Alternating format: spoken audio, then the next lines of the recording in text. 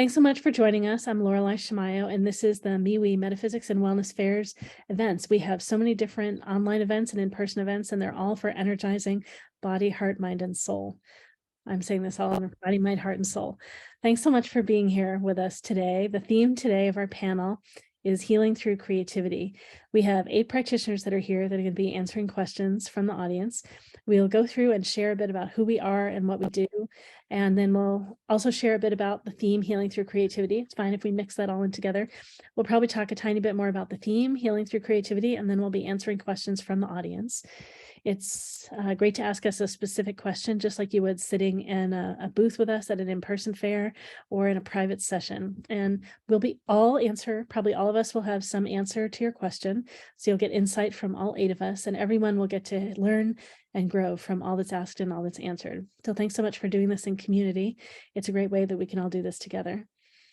Yeah, all right, great. Let's see. All right, great. Let's get started with the introductions. And you've got like 2.5 minutes. So go ahead and share whatever you want. Yeah, Mr. Angel 319, if you want to go first, go ahead.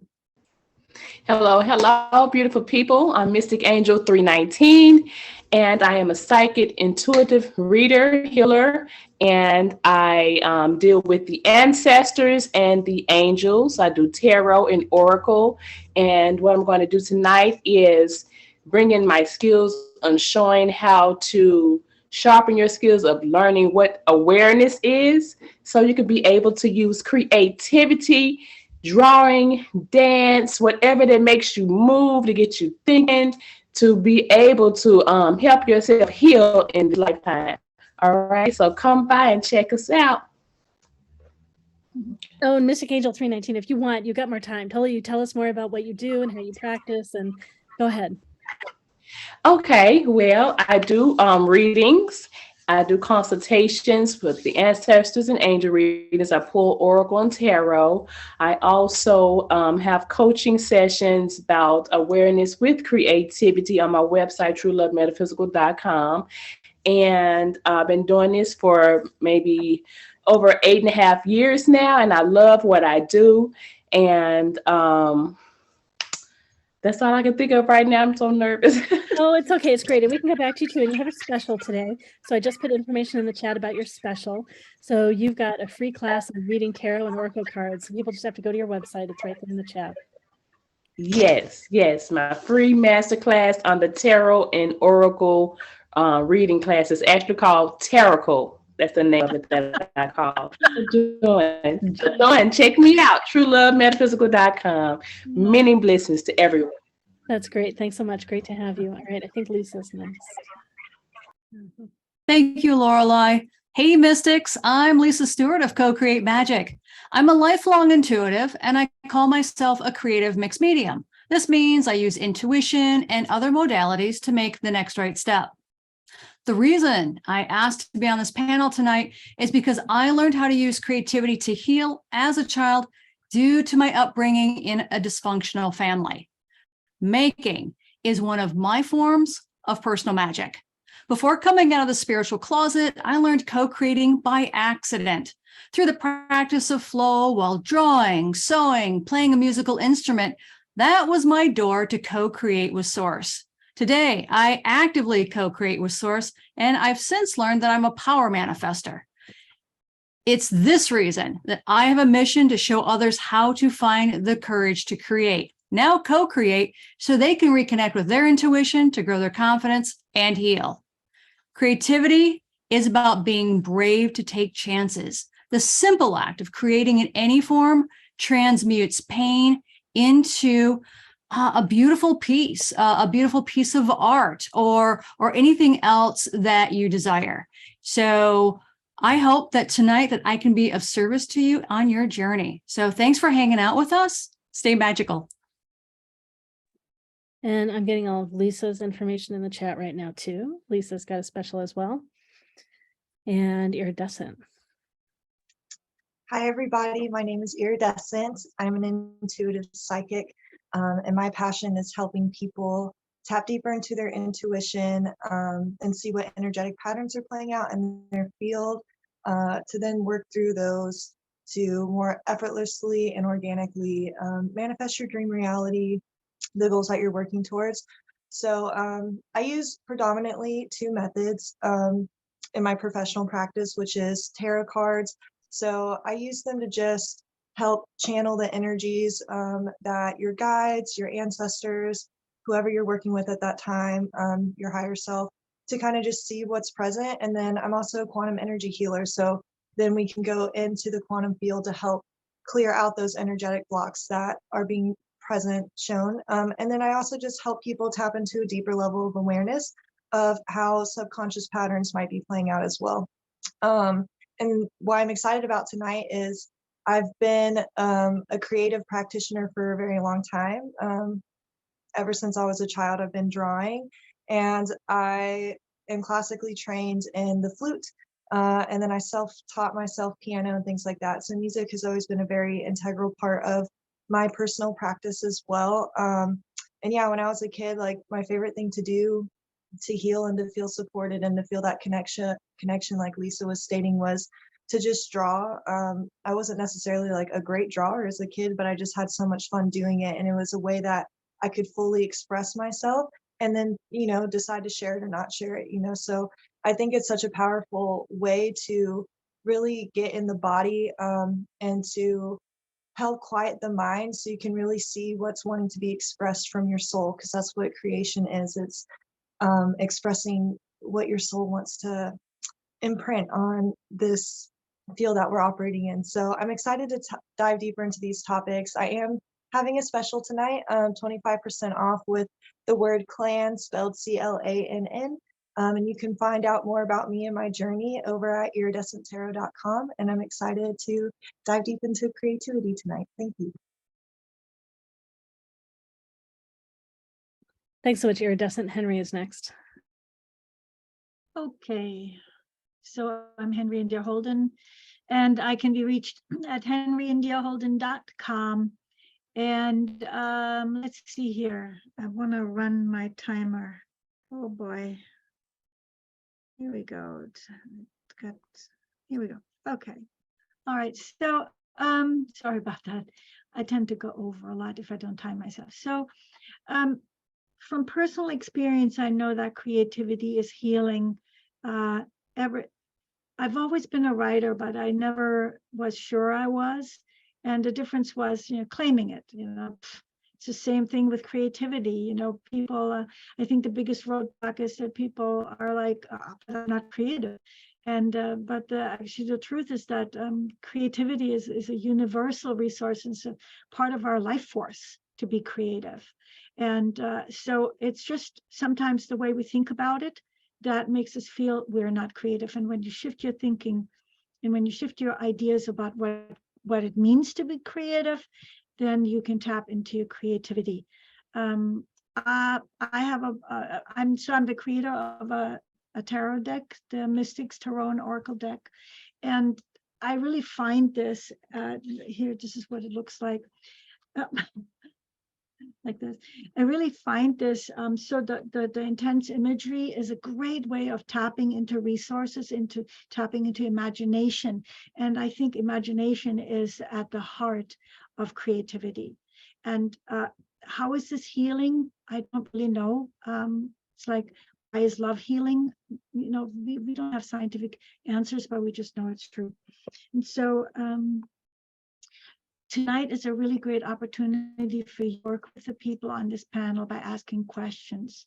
And even though it costs a little bit, I think it's really worth it, because 8 people are going to give you answers and allow you to discover, what's going on for you, how you particularly can tap into your creativity and use your creativity for healing, because I think it's a little bit different for everyone. And let me see here, I have a little more time. So some of the modalities that I work in is in the tarot, but I'm also a certified life coach. And mainly I help people, mainly people come to me to help them with their hero's journey. So everybody has a calling. And then now what do you do with that? And how do you manifest it? And how do you make it happen? And that's what I mainly do with people. And creativity, that's really at the heart of this journey. I was just thinking too, Henry, you do ecotherapy, which like a tree informing all the different leaves, Yes, creative shape of all the yes. leaves. And yeah, Thanks so much. That's right. I work with people tapping into themselves as the nature that we are. You know, we're trained to think we stand outside of it. And so we are divorced from that source, but we can come back. and I think turning on our creative expression connects us back with our nature. Karen is next. Hello, all. My name is Karen Coccia with KarenCoccia.com. I'm a quantum healer, a multidimensional mentor, and a soul alignment coach. I'm trained in a number of healing modalities, from Reiki to decodes to Akashic records to access bars, homeopathy, and I've been diving in to naturopathy a lot. I am a natural intuitive and a medium, and I come from a childhood full of depression and anxiety, an early adulthood where I faced chronic fatigue syndrome, and I'm now living this full, healthy, amazing, active life after taking years to go through my own healing journey, which actually began with yoga teacher training. Really learning how bodies work both energetically, metaphysically, and physically. Really just going through and learning all of these different modalities and getting more and more in touch with myself, I have really discovered my life's purpose and my mission, which is to empower others to experience their power, and so that they can know, so you all can know all that is possible in your life and in your body, physically, emotionally, mentally, spiritually, and just all that's available to all of us all the time. So I connect with clients energetically. I run my sessions in a very conversational way, tapping into your body, looking at what presents as ready to clear. And we really go through and we clear the trapped emotions and the Akashic records and the patternings and beliefs and stories and all this stuff that gets in the way of everything that we actually are and who we came here to be. And creativity is an amazing tool to use for emotional release, to release some of those stories and those beliefs that we might not even realize we're holding. It's amazing for intuitive exploration and incredibly powerful. So I would like to invite us all, if this feels good to you, to destroy and dismantle the idea of what it means to be creative, because every single one of us, as the other panelists have said, are creative. And it doesn't mean you have to be this amazing artist or this amazing dancer. It's actually just getting into that flow and letting things go. You actually can bypass your logical mind. You're bypassing the filters with which you normally might hold back some information, and you're able to let things just out. So you can release all of that stuff and really experience true transformation and healing when you allow yourself to step into that creative space. One thing that I found that I really loved and found helpful was I would put music on that amplified whatever emotion it is that I was feeling at the time, and then I would use that as a catalyst to paint it out on a canvas. And I have let go of so many trapped emotions that way. So I'm really excited to explore this more tonight. I am offering 20% off MeWe 20, and you can find more information about me again at KarenCoccia.com. Thank you. Thanks, Karen. Galactic Ashley's next. Hi, everyone. I'm really happy to be here. So I am Galactic Ashley, and I channel divine guidance for star seeds, connecting them to their star families and galactic lineages. I use light language frequencies and work with your cosmic connections to facilitate high frequency healing transmissions and encoded activations. I have a light language activation and healing program, which starts on February 1st, and there is a discount code that is available. We are going to be going over and activating all of the light language in you, which the reason why I'm here tonight is to remind all of us that we are the creators and the created ones. And this is where our power truly aligns, because we are here to co-create, and we are in a physical realm with these bodies that are meant to create. So while we're here, talking about painting and singing and all of these other things, child rearing and gardening and all of these other ways of being, anything that allows you to sort of lose track of time and to go into zone, sports, these acts of moving your body, these acts of making sounds, light language is part of this. So we'll be activating light language, we'll be dancing, we'll be speaking it, we'll be singing it, we'll be drawing it. And I also recognize that I do have a background. I have a master's in fine art, right? So I'm a trained documentary photographer, and I've been able to work in basically all over the world because of that. But we are also more than what we think art and or creativity is, and the way in which we bring these things together is very valuable. I also have light language paintings that I've made that have different activations in them that are available on my website, but these are the types of things that we get to work on if you are feeling drawn and or guided to do any light language work with me. For me, I use light language every single day. I've been using it since I was a child, didn't know the words for it until later when I grew up. I also find that a lot of people ask what the difference between imagination is and the real world. And I think that's one of the things that we basically program into children that is the biggest problem that we all face, because the imaginal realm is basically the threshold between this quote unquote physical world and being able to interact with the divine. So however you can enter into that space is everything for you, and the way in which you can sort of let yourself unfold into this universe, into this world, and into your relationships. So I'm really excited to be here to talk about all of the things, and really happy to be here on this panel. And Henry, I haven't seen you in a really long time, and I'm just really happy to be here. So thank you. Thanks so much. We've got DoveLight next. Hello, everybody. My honor and blessings to be in your presence. Such a beautiful time to just allow our moment to tap into creativity. I am very grateful to be here and very touched by everybody's wisdom. And I have a special, I'm doing a fundraising for the Quero indigenous people from Peru, which is also my ancestry, one of the tribes of my ancestry. Right now, Peru is passing through a very political challenges, very in crisis. It's very horrible over there. So I'm doing a fundraising on Saturday. And if you buy a ticket, 100% of all funds go to help them. And you can get a free 1 hour session with me. And of choice, you can get like a soul frequency reading, which this is what I do. Angelic oracle tarot. We can do elementals. I can read the fire, water.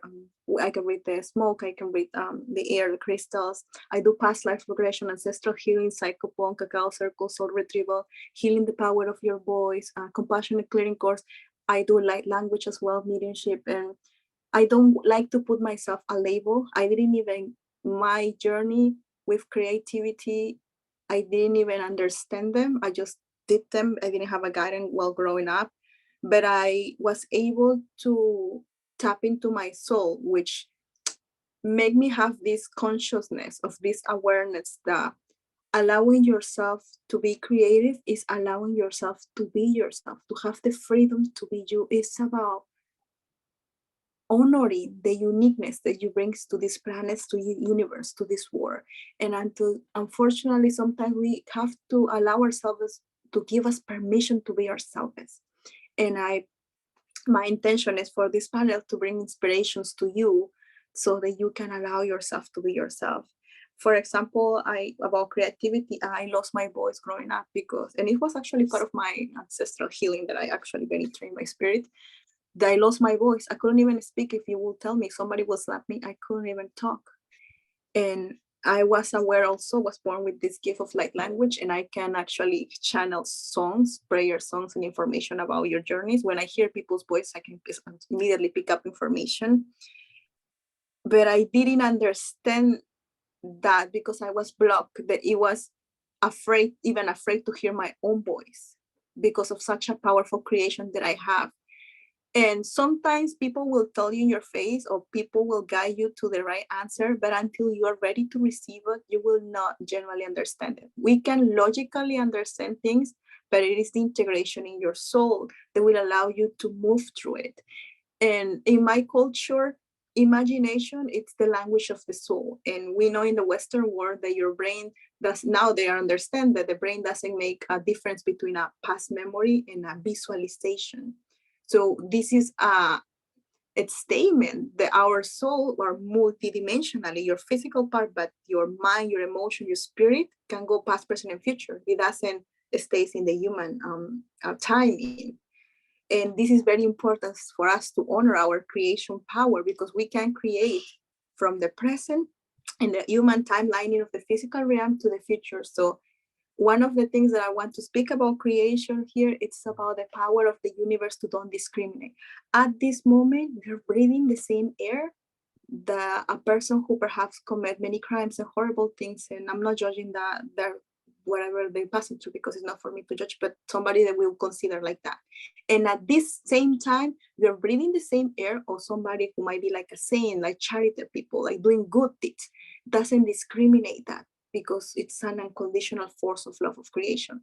At this moment, the sun will shine in every single person and every single creature, regarding how much good or bad you do or you experience in this world. This is the power of the gift that we've been given. And when we can allow ourselves to type into what makes us happy, into what brings the spark in your life, because sometimes you even have to allow yourselves to feel the spark. For some of us come naturally. For some of us, we have to take time to do so, and that's okay. But to understand that we can be conscious of which point are we choosing to create. Otherwise, we're gonna keep bringing what we call in this word heavy patterns or negative patterns. We're gonna create from a place of not so healthy, because we are not conscious that the universe is not gonna discriminate your thoughts or your feelings. Your thing is just gonna give you what your vibration. It's the frequency. It's being reflected. And this frequency is because we have the physical, but the non-physical comes in frequencies. Color, light, sound is part of this universe. And that's why I wanted to honor that. And I'm very grateful to be here, because I love working with the soul, and creation is part of the soul. Thank you. Thank you, DoveLight. And I'm Laureli Shimayo. I'm an intuitive eye reader, body psychology coach, and matchmaker. In my eye readings, I'm reading what we all read in each other. If you think about when you've met someone with dark sunglasses and you can't see their eyes, there's so much missing. And as soon as you see them, there's so much there. I want to reference my intuitive eye readings and how I talk about creativity. Maybe let me say first that when we talk about creativity, we often think about someone making something that's beautiful and elegant in whatever flavor or whatever wavelengths it comes through, whether it be sound or visual or all those kinds of things. And creative expression is not about making the thing that's beautiful. It's really about being open and expressing and allowing whatever is here to come through us, allowing spirit in its form to come through. That's how I see it. And for all of us, unblocking that and allowing that flow is so important to us feeling fulfilled and being fully expressed, being here on this journey of being in, a body. I do in my eye readings also read talents, and one of the talents is called creativity, and that's a particular type of creativity. I'm going to share my screen briefly. I got to make sure I don't talk too long too. So these are the 7 talents that I read in people. I describe each person as having 3, and this one in particular is called creativity. We all can express creatively, and the people with this creativity talent express in a particular way, and I don't have the creativity talent. However, my father does. So for years, I wanted to be this way. I thought I should be this way, and it's not me. People with the creativity talent are about exploring beyond what exists. They don't see what's here now or problems. They go through in between, and they bring in new ideas and experiences for everyone. As a result, they are connected to what's interesting and pleasurable to them. And the pleasure is all of the sensual experience. So sight, sound, touch, taste, all those elements of how we express and energy. And they make things that are beautiful and elegant in all those sensual ways, or some of those sensual ways, or they're great at identifying the things that are so sensually pleasurable. They're about teaching us all to savor pleasure. There are lessons of these talents, so they're the ones that teach us to savor and design, and they are the elegant originators. Right?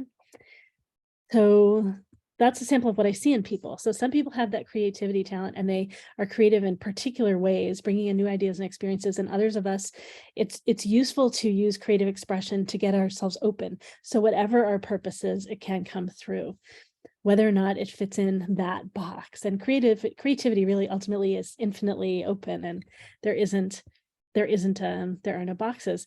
And a very simple way that we all can open to that expression is if we typically write and draw with one hand, start doing it with the other hand. Whether you want it to be words or shapes or just scribbles or anything like that, it gets our brain going, and then opens things up. So there's so much that we all can do to have a more open flowing experience. So that's part of the body psychology and how I mix it in with creativity. So we're all here today to talk about healing through creativity. And practitioners, if there's anything else you want to share about you and healing through creativity, feel free to jump in. Anything that you're reminded of that you want to share about your background or any of those kinds of things. Go ahead as we are getting started here, where we're getting ready to answer questions from the audience. Yes, okay, go ahead. Let's see. Karen's got her hand up. Go ahead. So I wanted to add one thing that I don't believe anybody's mentioned is I love expressing creativity in my cooking. And I find that sometimes when I am exhausted or feel drained from my day or just overwhelmed or whatever it is, I pour into that. So it's not even necessarily about creating some kind of work of art per se. It's that expression and just really tapping into intuition and allowing yourself to get into that flow space. I believe Galactic Ashley talked about that flow state, and, just really allowing whatever it is. And you don't have to create something so that you hang it on the wall or, create some dance music or some dance sequence that you're going to post on YouTube. It's not about the end result. It's about how you feel and what you're able to let go and all that kind of comes out of that creative expression. So just thinking outside the box, I know that even just cooking is such a beautiful form of creativity for me that really transforms a lot. So I wanted to make sure to throw that in. Yep, that's great. I think about all the different ways of being a witch, right? That I'm a kitchen witch. So yeah, expressing through food. That's great. Lisa's got something. Yeah, I just wanted to piggyback off what you were saying, Lorelei, as well as Karen. And that is that whole statement of I'm not creative. And I call bullshit on that. Everyone is creative. Everyone. Now, a lot of people get that confused with being an artist, right? It's like, that's different. And that I won't challenge you on as much, but like anything, it's a skill set. But being creative, that is a natural tap that's available to all of us. And when I talk about the simple act of doing dishes, the simple act of doing dishes is really performance art. If you thought about it, I mean, if the Blue Man Group were to come out and say, this is how we do dishes with, their drums and their paints and everything, what a rocking good time that would be, right? So when you think about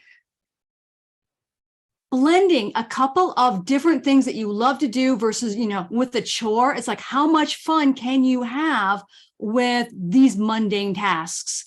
And for me, creativity is about mostly is about finding solutions. So if you're looking at doing dishes, it's like, what's a better way to wash this pan? What is a better way to dry this thing, right? And when you take a look at, my arms, I'm up to my elbows in dishwater, but I need to put this thing over here. How many times have all of us have said, I need to grow that third arm because I need a dry hand to put this thing over there, right? That's when we start becoming creative. And that's the part I don't want us to miss. That's those tiny little micro moments that say, oh, that was kind of a cool idea. So I wanted to throw that out there and just remind everyone of those tiny moments that creativity sparks. So look for it. Thanks, Lorelei. You're muted. Thank you, Lisa. Thank you for your share. Henry's got something to share too. Yeah, that's great, Lisa. Doing the dishes. I was thinking about, how you can have like a glass here and a fork here, and then like the fork is the microphone, and the glass is singing, and right there you have creativity. And this brings me to, and I touched on this earlier, but just very briefly, imagination. Imagination is the ground from which creativity arises, and everyone has imagination. And so I think one of the ways in which I, not so much today because I write more, I write all the time, every day, so I'm a writer, but I used to spin stories just in my mind, when I'm trying to go to sleep, just make up some kind of a tale. Might be because my mama would tell me fairy tales. She would make up fairy tales, so maybe that's where that comes from. But everyone is capable of that, just making up a story. Like even if you take a movie you watched or a show you watched, and how you would prefer it to end, or how you would change a character, and it's amazing what happens when you set your imagination free and you create like this sort of oral thing, or this imagined thing, this story. You can do that around whatever you need healing in, telling a different story about it. Like, for example, if I have something going on with my body, then I will, of course, listen to it and love it, and be gentle and sweet with it. But I also will then envision this wonderfully creative and healthful and vibrant body. And I'll say something like, I choose to live in a world where I have this beautifully vibrant body. But before I don't say the words, I envision that. It's like just like an image that is based on perhaps something I've seen, like a movie I've seen, like maybe a beautiful vista and I'm flying over it or something like that. So that's all imagination, and that's creative in itself. That has creative force. So I think, Lisa, you may have said that being an artist and being creative is not the same, but it's so conflated because everything is money. And where's money in creativity? When you're a famous artist, or then now you have to have the gatekeepers, and the gatekeepers say when you're an artist and when you're not an artist. And before you know it, creativity gets all balled up in this mess, in this spaghetti of a mess. And if you take all of it and let that go to the side, put a pin in all that, let somebody else handle that and worry about that, and you just ask yourself, can I think of something? Can I envision something? Can I imagine something? In that moment, you already know that you are creative. If you can close your eyes and you can imagine taking a ball and throwing it, and you follow the arc, you're creative. That already is a moment of creativity. You can try it right now while you listen. Imagine something, and you'll know that you're creative. Thanks, Henry. Anyone else? Yeah, anyone else want to say anything about their backgrounds or about about healing through creativity? And clearly so much more is going to come up as we are sharing. Maybe DoveLight, sorry, I wrote you in the chat and I texted you, but I want to make sure you hear. If you are there, DoveLight, the link I think isn't quite the right link. So could you check the link? I don't know if it's not a public link or if I've got a typo, but I want to donate and I can't donate. Yeah, so thanks for checking. We want to make sure that we all can share. Anyone else? Yeah. Thank you. Once I think the link is working, when you go to that link, it says choose plan, you go to free. It's a free to go to the hub. Once inside the hub, in the ticketed event section says and be in abundance, and that's there. I'm going to share my screen because I'm not quite sure where to go, or just something doesn't seem right. So I'm here. Let me get this down and get things out of the way. Hold on. All right, get this down here. Yeah, if you go to choose plan, thank you. And thank you for allowing some time for this. You didn't have to, but thank you. Choose plan. If you press choose plan. Oh, right here. See, yeah, what it says choose. Yeah, you access there. You have to enter because this is hosted by the hub. And you have to create an account, but it's free. You don't have to put any, you can even fake a name if you want to. I see. I have to make an account first and then I can get into the link. Yeah, in the hub, yeah, it does. Yeah. In the events ticketed events is right there. Yeah. Okay, okay, great.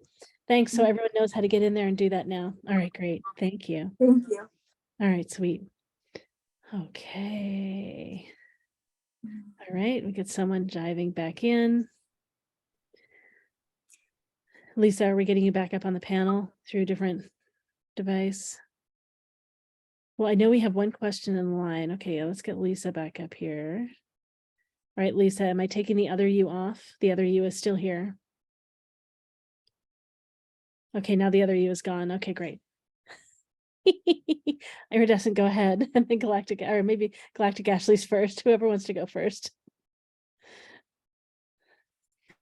Mine's short. I just want to, I think there's something called aphantasia or something, but it's like the ability to not have mental imagery. And I only know about this because I had a couple of people come through, I think 2 out of like the whole time people come through. And so when you're doing guided meditations, and most guided meditations are heavily based on visual imagery.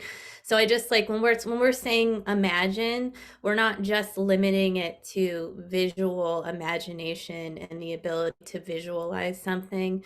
So to like, we can feel our bodies, and our bodies can imagine, and our bodies have memory, and we can create with our bodies without having to visualize and or see anything. We can, if we can hear, we can have, there's olfactory memory, there is memory and imagination through sound, through sensation in the body. So I just want to remember that because I feel like it's important. So when we are talking about creativity and we're talking about imagining, if you can't imagine yourself because you're literally incapable or you get distracted, then you can feel yourself into something. So to lay there, I mean, sports psychologists will do this. Like you can imagine yourself like with the perfect swing over and over again, or just doing a body movement, trying to get yourself to imagine that you're happy. So that we can sort of work through this in this whole imaginal realm. I know this isn't the topic, but it is. Our ability to co-create and our psychic abilities and our intuitive abilities are very much, they are linked.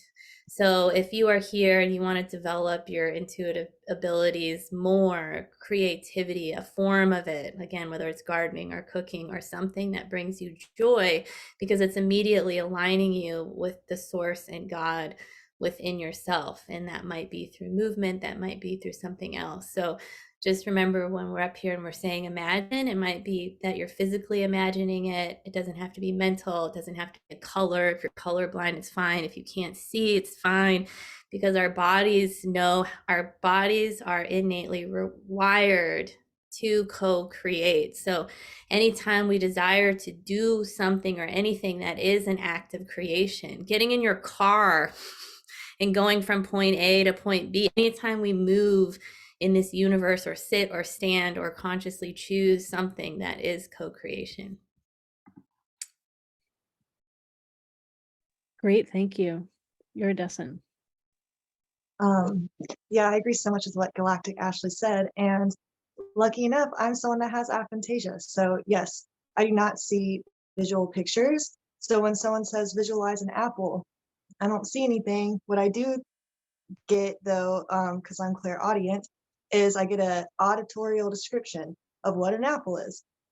So it's like I don't see pictures, I hear descriptions. And if I do close my eyes and I get into a centered enough position, I don't ever see pictures, but I'll see colors.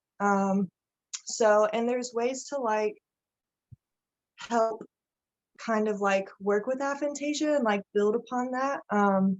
So that's something that I'm like discovering right now as well. But yeah, when someone says visualize it, I just like do it in the way that feels best for me. So I'm also someone that feels. So when someone is like wanting me to visualize something, I'll feel how I would be in that situation. And I think about what like the physical senses would be like.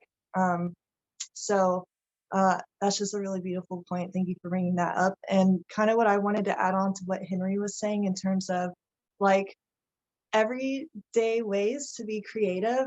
Something I love doing is just taking joy rides. And I did this a lot in Florida because I lived in rural areas where there was a lot of back roads. And so I would just drive with no destination, and I would just take turns based on what felt good. And sometimes it led to nowhere. And oftentimes it would lead me to these really cool niche, like epic nature spots where I would go and journal or do whatever. So even if you're just going to work and you always take the same route every single day, if you give yourself some extra time, you can just try a new way to go to work. And sometimes even just that change in scenery, shifting that energy, it can just help spark that inspiration of, I don't know, just like thinking about different things, seeing different sensations, all these different things. I'm someone that, since I don't visualize internally, when I see something very visually striking, it inspires a lot for me, because it's like, oh, wow. So this is where like vision boards as well, if you are someone that doesn't visualize very well, are really powerful. I always have imagery around me that incites feelings, because for me, when I feel really excited, that's when my manifestation abilities are at its strongest. So there's all these fun ways you can discover more about yourself and how you are creative and adaptable, outside of the conventional, like, artistic ways that are talked about. So thanks. Great. Henry's got more. Yeah, so this is great. I'm so glad you guys brought that up, because like when I do a guided meditation, I always say, see, feel, or hear, or think, because one of those is going to work for everybody.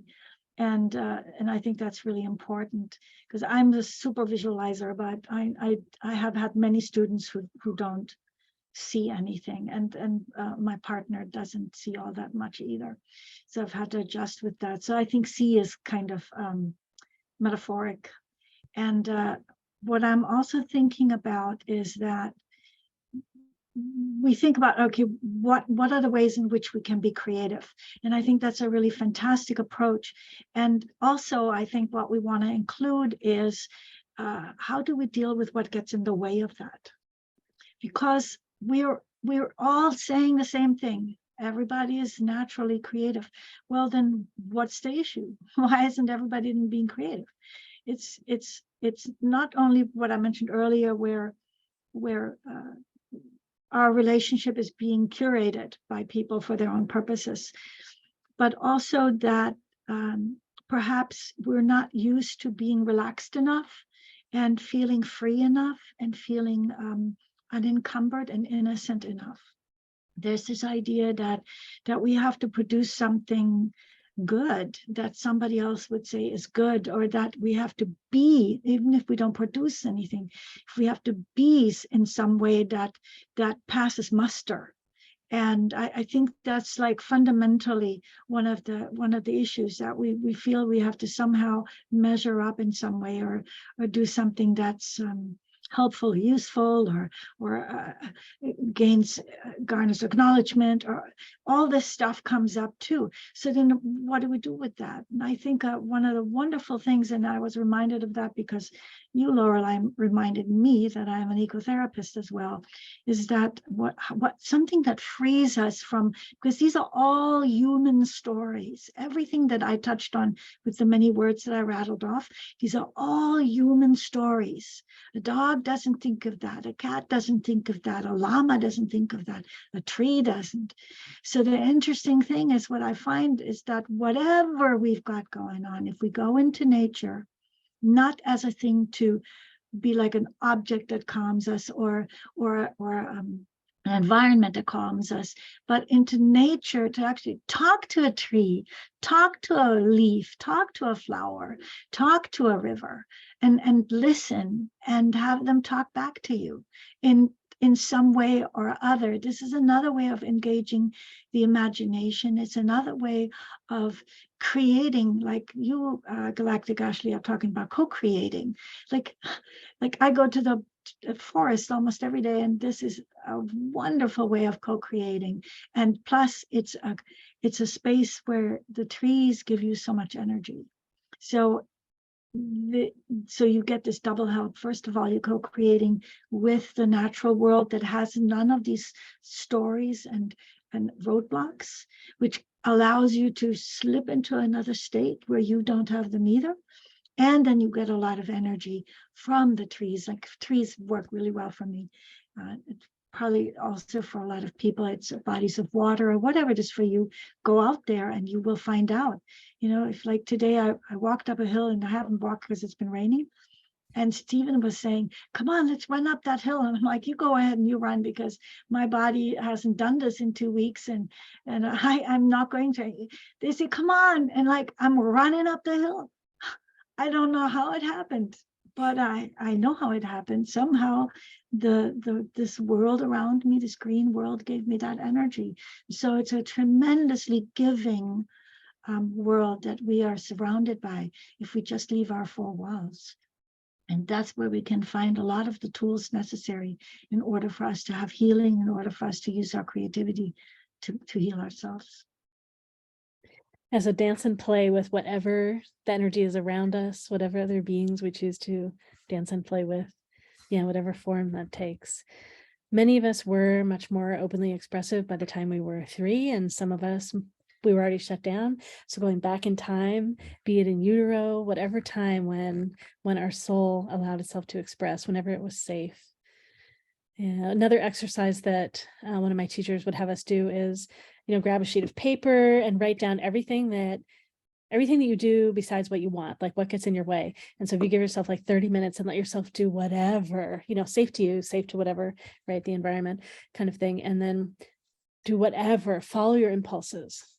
And how much do you not let yourself do that? Noticing what it is that you do instead, or what is it that you tell yourself, or so writing down the list of the things that get in the way. So, oh, I was worried about how that person would feel, or, oh, we're not supposed to do that, or what if blah, blah, blah, blah, blah. Right? And there might be lots of ways that we let ourselves do what we want. We're putting so much attention on that and finding out what's there. Right? So just an opportunity to get more aware and explicit about that, as well as opening up flow. Right? It's great. All right. Yeah. Our various stories and things we've shared reminded me of things too, including a specific time in my life washing dishes. Yeah. All these great things. Well, let's see. Does anyone have anything else, or should we jump into, go ahead, DoveLight. Yeah. I just wanted to read this quote because it came very strongly. It's by Albert Einstein. Everybody is a genius, but if you judge a fish by its ability to climb a tree, it will live its whole life believing that it's stupid. And that is hearing it from Albert Einstein, imagine. I absolutely, there is no doubt, there is thousands of stars, thousands of planets, dimensions, possibilities, perspective. There is hundreds and hundreds of people just in this planet that are living by different life perspective, and we are co-creating at the same time. So how could not genuinely allow ourselves to believe that we are geniuses?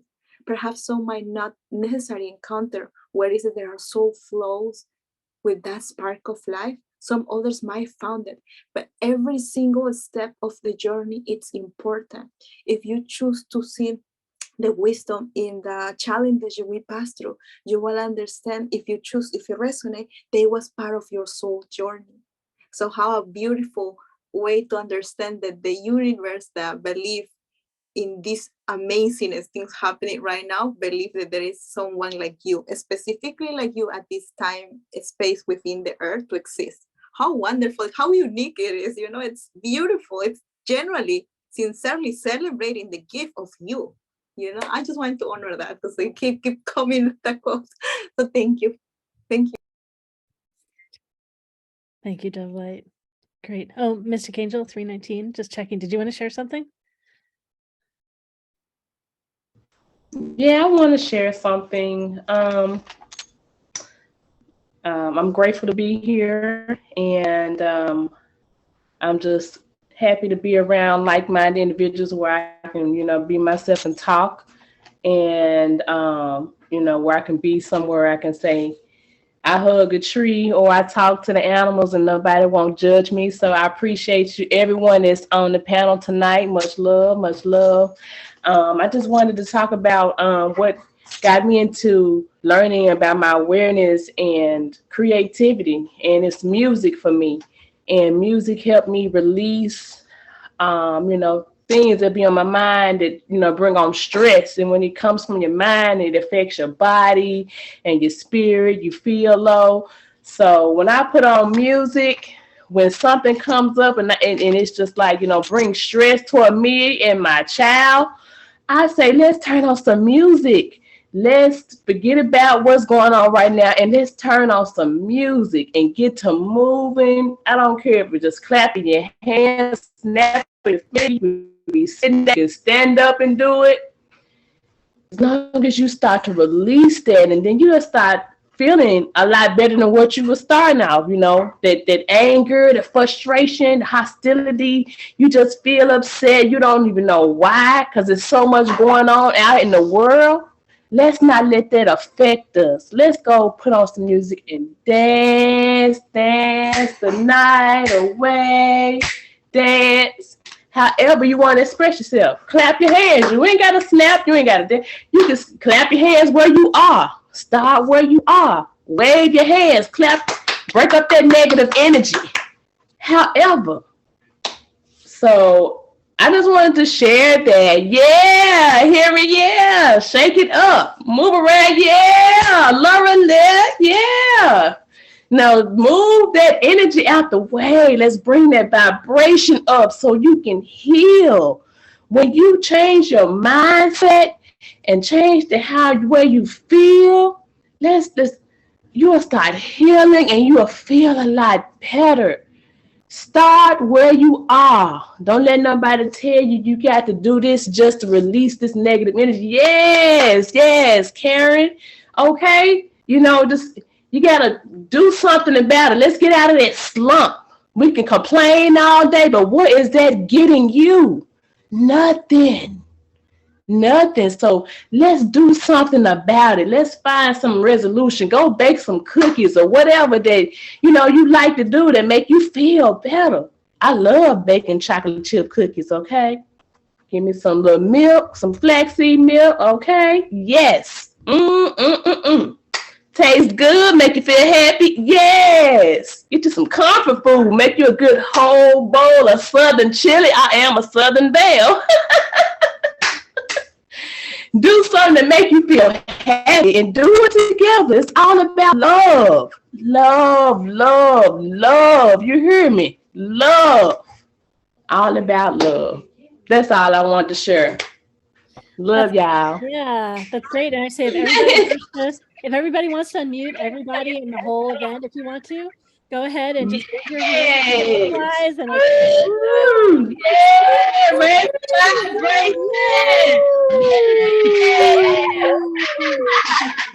yes, love it. Yes, raise your vibration and you will heal through creativity. Get creative. Great. Thank you so much. All right. We are going to transition to answering questions. We've got at least one person in line right now. I've got information in the chat for how to pay to ask a question of the panel. So before we start answering, this is an opportunity for everyone to learn from all that's asked and all that's answered, and a great opportunity to practice opening to your intuition. You might want to get out your finger paints or something like that so that you can scribble whatever comes through you, so you can discover if what comes through you is related to what we tap into as well. So you get confirmation that we're all tapping into the same source.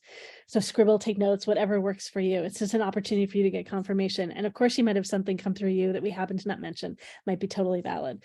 Also, when things come through you, it would be great if you could wait and hold on to that until we finish answering question from someone.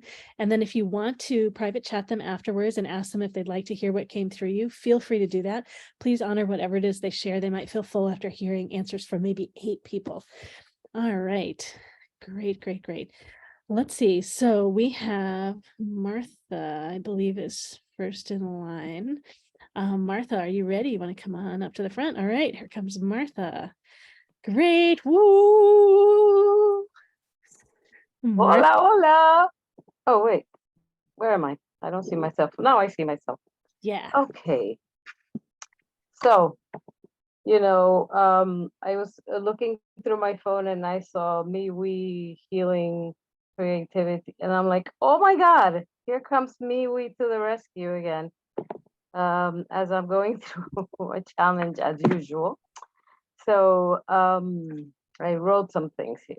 So my question is, my relationship with my sister has always been very challenging, with lots of love. She has chosen to cut communication with me because of an incident, very light incident, which I don't even know why. But for years, I have really watched my interactions with her because she is very drastic when she cuts people off of her life, and it doesn't matter who it is. Through her relationship, I have learned to grow. By the way I am taking this now, I can see how much I have grown, so I'm thankful for that. And then I realized how I have carried and given myself the responsibility to nurture and to bring my siblings, not only her, but all my siblings, into this journey of growth. And this has been many years. And now looking to find ways to heal and clear this blockage that I created myself. Because I was the one who took that responsibility upon myself, even as a child. So yeah. All right, great. And I say owning our part in everything gives us an opportunity to see how we can make changes. So yeah, everyone all the time. And I want to just share too, particularly since this is the healing through creativity, I experience, just for you visually, so much more creativity in how you show up, just how you present yourself now, and all the colors and how the colors are all here. And like, it's just you've changed over time. And yeah, just the expression of who you are. I just feel so much more joy come through you in all that you do, including asking questions like this. All right, great. We have got DoveLight in line and then Karen in line. And everyone, we're going for somewhere around 2.5 minutes or so, and I'll start timing just to help us with everything. And I'll find some creative way of giving you a clue when you're running low on time, so you finish up. And I'll put information in the chat. Or maybe let me say, and I'll put it in the chat in just a moment. Again, it is $20 to $28 sliding scale to ask a question, or $12 for BIPOC folks as a step of making reparations. All right, go for it. DoveLight. Just general energy about the situation that you mentioned, right? Not a specific question about her, just to make clear that, right? Okay, so. Well,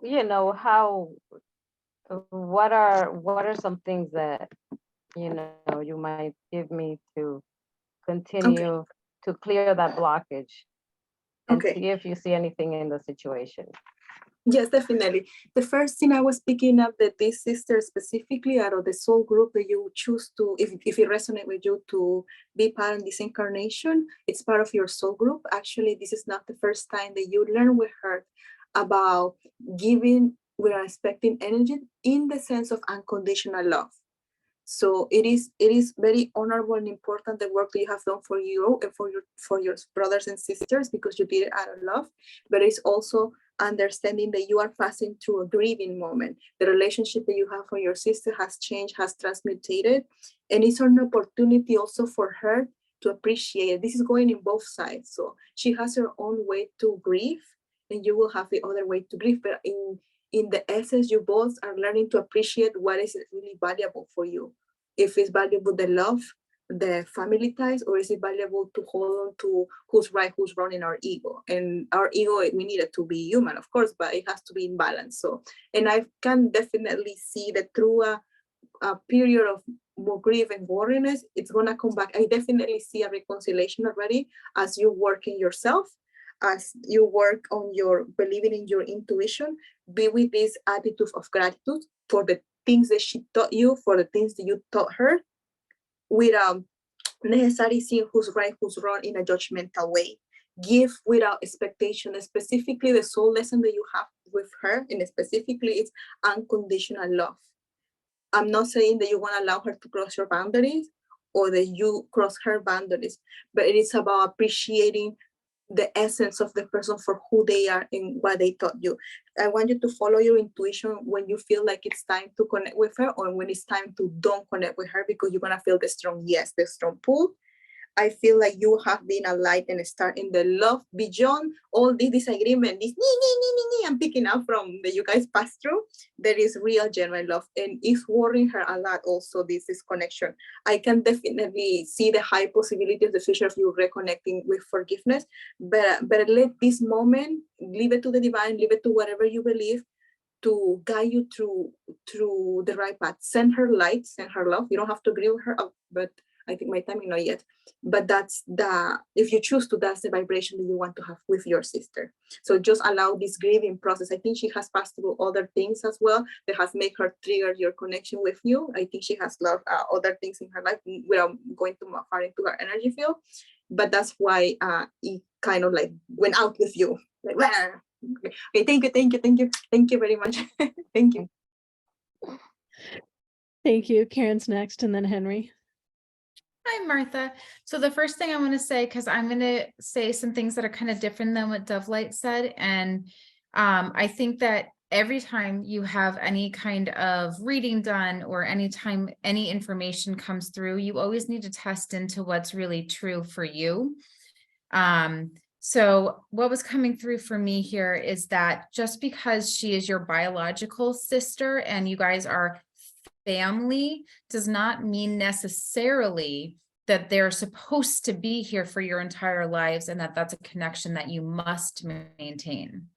And so as you were explaining, you know, how she's treated you and how you can't even be yourself around her and that you have to carefully tiptoe and hide aspects of yourself, is that a relationship worth trying to keep?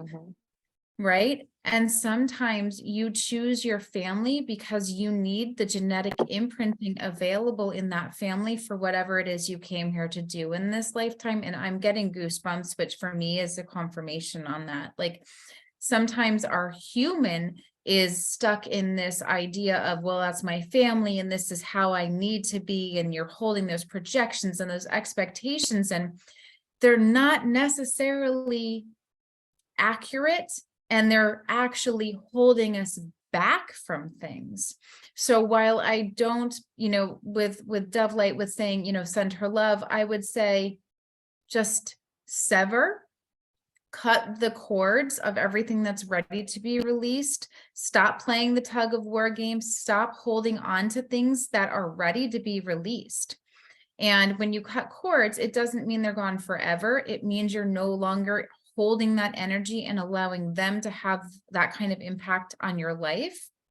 So my guidance that I had gotten through was to cut cords with her, to really release all of that, to take all of that responsibility and those beliefs that you have to be this person for your siblings, unpack all of that off of your body.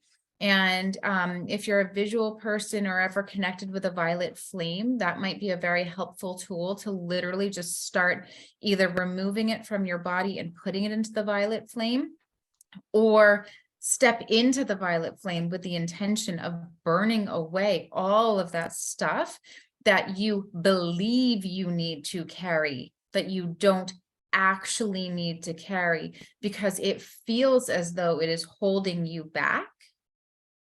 And it is not serving you in this lifetime. And maybe some clearing work, some mindset shifts on, and time is up for me. So on just really severing and clearing and letting go. I'm just going to leap in the middle and just say too, that resonates with me a ton, and that you've been taking actions over there with them. And the way to let go of this is to take the action over here with you.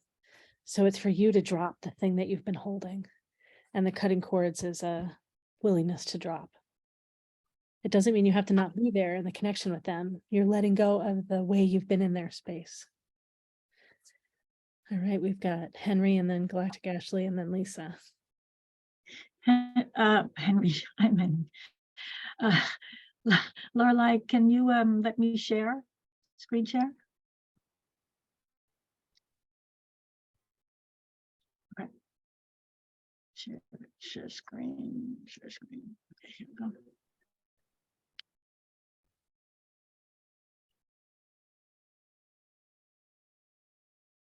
It should work. It hasn't come up yet though. Great. Okay.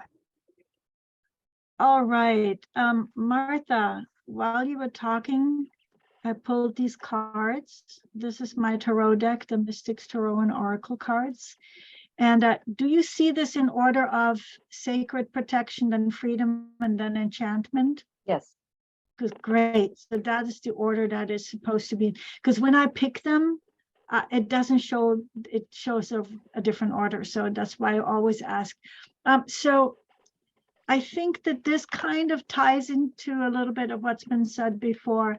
The sacred protection, Martha, I think is the first thing that you probably would want to do when you are working with your siblings, or when you're just like with anyone where things are difficult. So the sacred protection, I created this card because this is exactly what I visualize when around me. Like if you saw this card in person, you might be able to see that there's a figure in the middle of this bubble.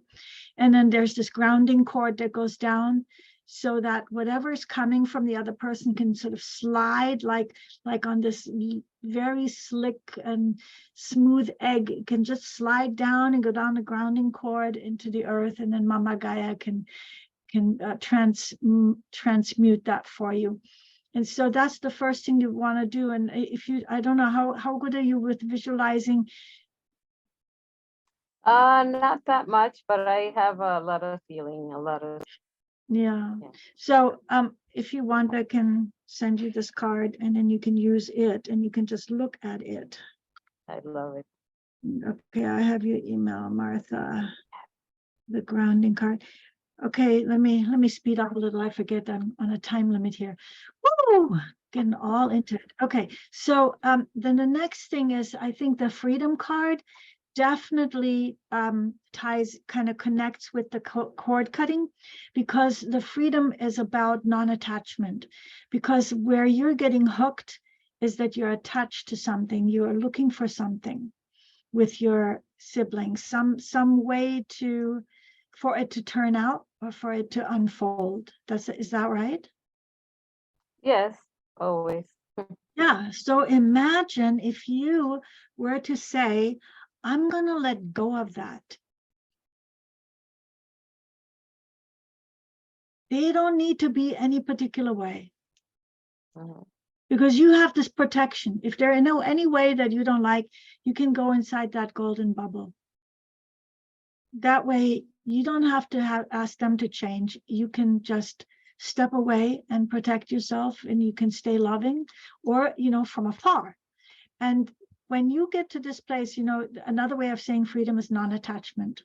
So to where you're not attached to the outcome, attached to that they should grow and that there should be something happening that hasn't happened yet, and they should be different, and you shouldn't have to walk on eggshells, et cetera, et cetera.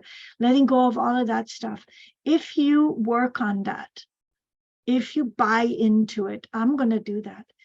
It'll get to the point where the slate is clean enough to where you can become re-enchanted, because they're human beings, but right now you see them only through the lens of the story that has been shaped by the events, by the history.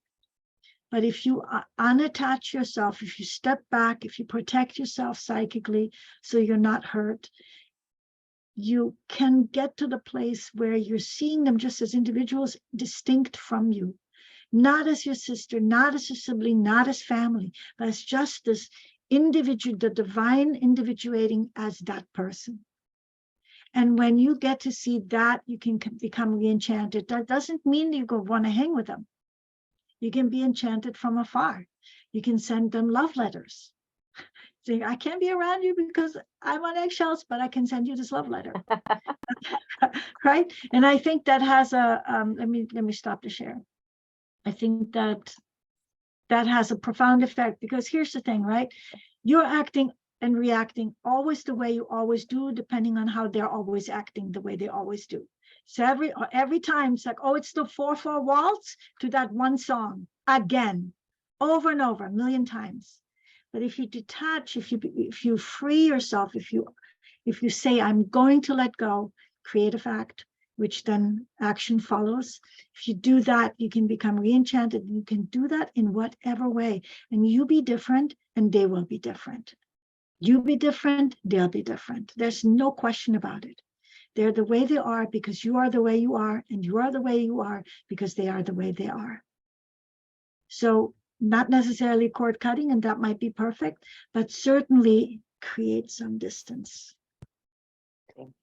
Great. And everyone in the audience does not know, those are Henry's Mystics Tarot and Oracle cards. There's a link in the chat where you can get the cards. Oh yeah, it's in the chat right there. Galactic Ashley and Lisa. They are so beautiful. Martha's your little sister? Yes. Okay. So the first thing that's coming through is, so I have this very handmade card deck. I'll just send it to you. Anyways, these are photos that I took, but I just pulled one card to back all of this up. Basically, so you channel Divine Mother, you are the Divine Mother, you embody this so much, so much, so much, so much, plus you've lived it. And I'm getting that it's okay for her to separate from you. It's the Divine Mother part of you that wants to, like, because there's still a part of you that wants to keep these things together. And that's okay. But what you're being asked to do is to receive and to access your childlike frequencies and to go into your own creativity. And the other thing that's coming through, just like Laureli noticed, which I'm really glad that she said that, because I've said this to you, but you have so changed so much and grown so much that there's it's like a mask is being taken off of you so that you can actually be exposed in this new version of you, which is terrifying to her because she actually feels this loss and this disconnection. And that's just the way that things are when we are on these ascension paths and we're in this very much this accelerated period of time, that so we can have compassion for her because she feels separate from you while simultaneously projecting mother energies and earlier childhood traumas onto you. So she's just reacting, but you can just let her react and just let all of that go. I'm not getting anything about cord cutting or needing to do anything other than to you be you. And anytime your mind goes towards her, just send love, and she'll reach out if she ever wants to reach out. You don't have to go out of your way to do or be anything because it's a her going through a pride, separation, fear thing that doesn't have anything to do with you. But you have raised your vibration and you are being asked to open to receive, which might sound easy, but I've recently had an experience where I was being asked to receive and it brought up so much trauma stuff that I didn't want to receive at all. And it was like literally my own personal hell, like this moment that I was in. So while that sounds easy, it might not actually be easy. It's much easier for me to do the work, much easier for me to let go, much easier for me to like dirt. But then when I have to sit there to celebrate and receive, it's like a whole other thing. So don't take that lightly, and to go look at that and to allow yourself to be out there with your website and opening yourself as this new you, which has always been there, and then open yourself to receive from the people that are looking for you to work with them. This is very much about you moving forward and just working with the Divine Mother Collective, and allow yourself to be nurtured by the people that come to you because they see you, but also by the Divine Mother and that collective. Amen. Yeah, next we have Lisa.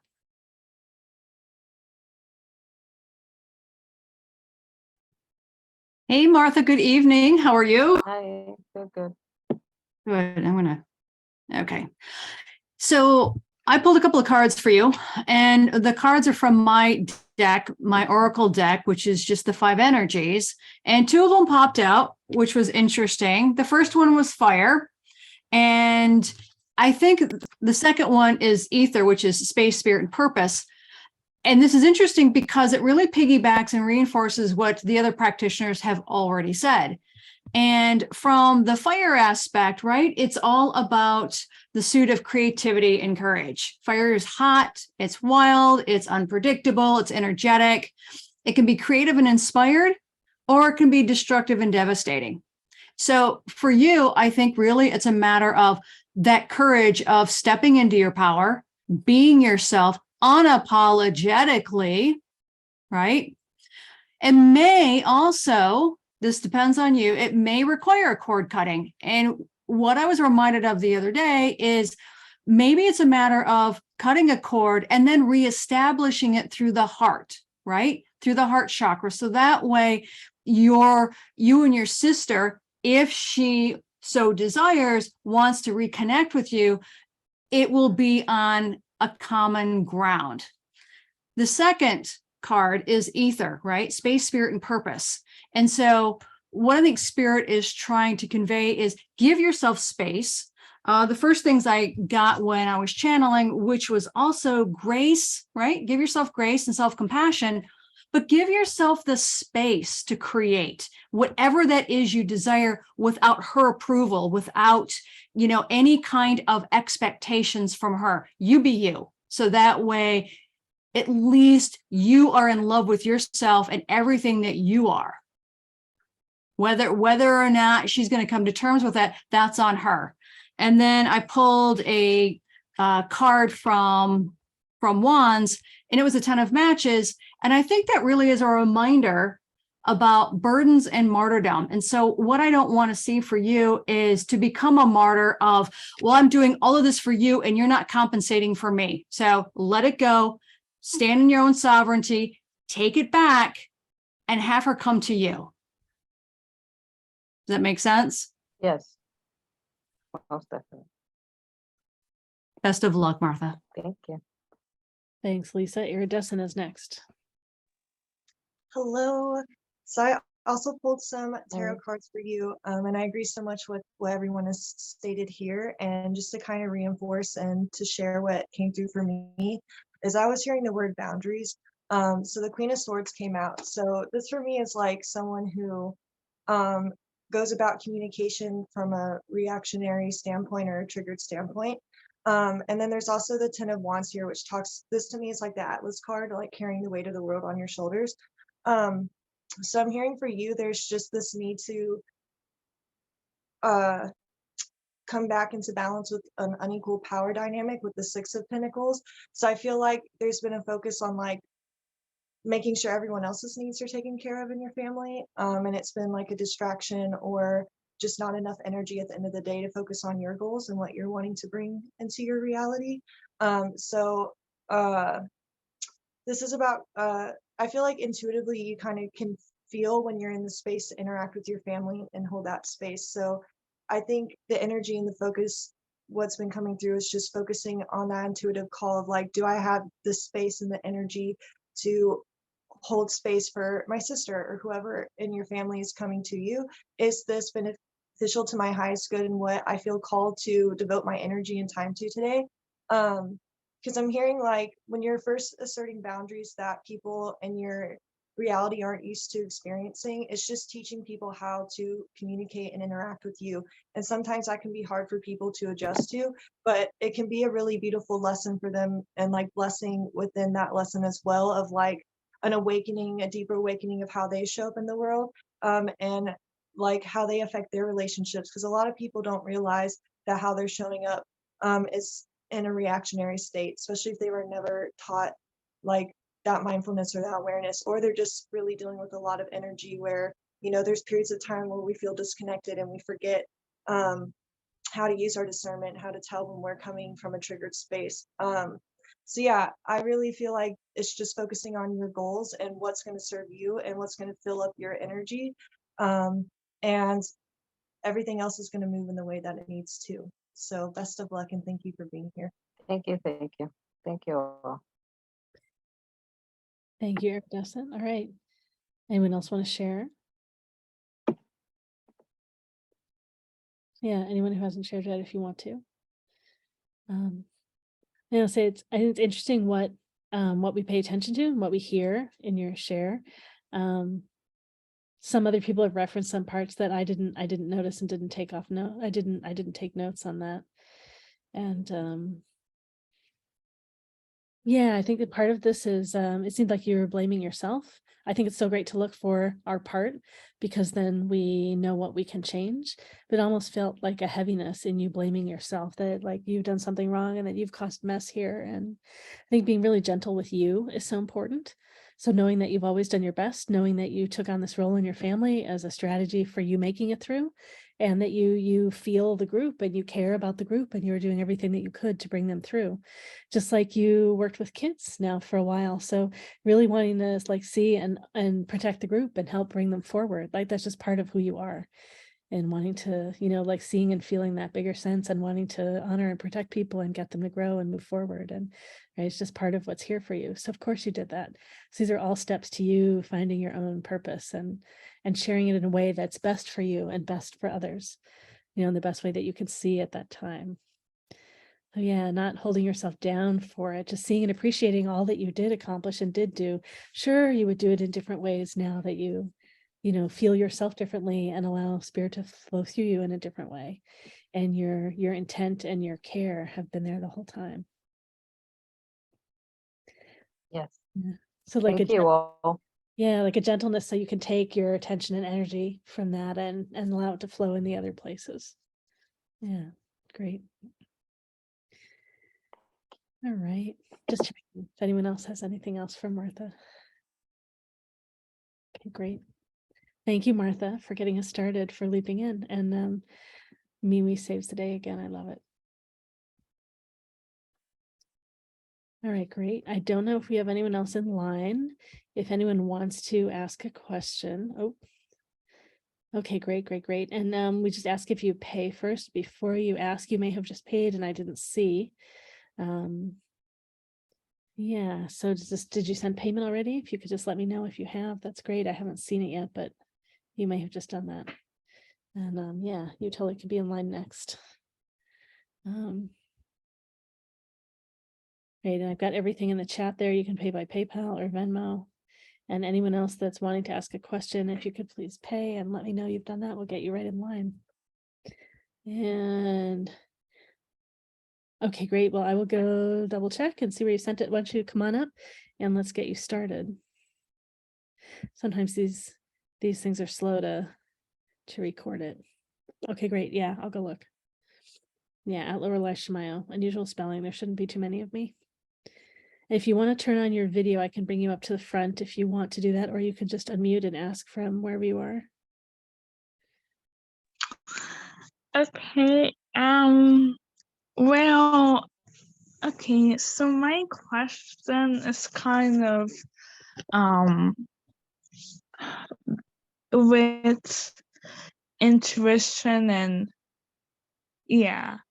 So I felt like I've been everywhere, like, and I'm still not there. Like, I felt like I've been through the phases and different phases of myself being a hard tooth worker, a spiritual girl, a girl exploring spirituality, and I feel like I've been through enlightenment, and yet now I feel like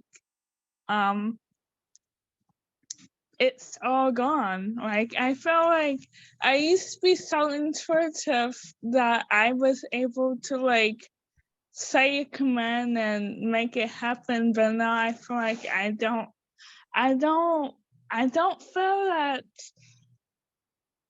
power anymore. And I've been trying to get advice about how to get how to hear my intuition, how to hear that voice back, and I'm just finding it so hard. And I just want advice and like if I'm doing anything wrong, because I feel like I went through a phase where everything was just coming to me. I was just doing my shadow work and everything was like, I felt like I was finally figuring myself out. And then now I'm like, where did it all go? All right, great. Yeah, I think we got a sense of your question. Thanks so much for bringing that. All right. All right, Karen is, oh, we've got Karen and then Henry and then DoveLight all ready to go. All right, go ahead, Karen. So a couple of things came up for me. First, it feels like there is like this hurt or feeling of wrongness that you're not clearly getting messages anymore.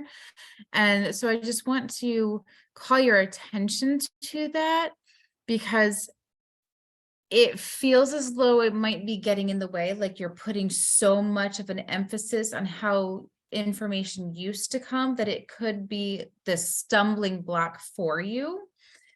The second thing that came through was going back to basics, using a pendulum, starting with the stuff that doesn't matter, and just asking yourself questions.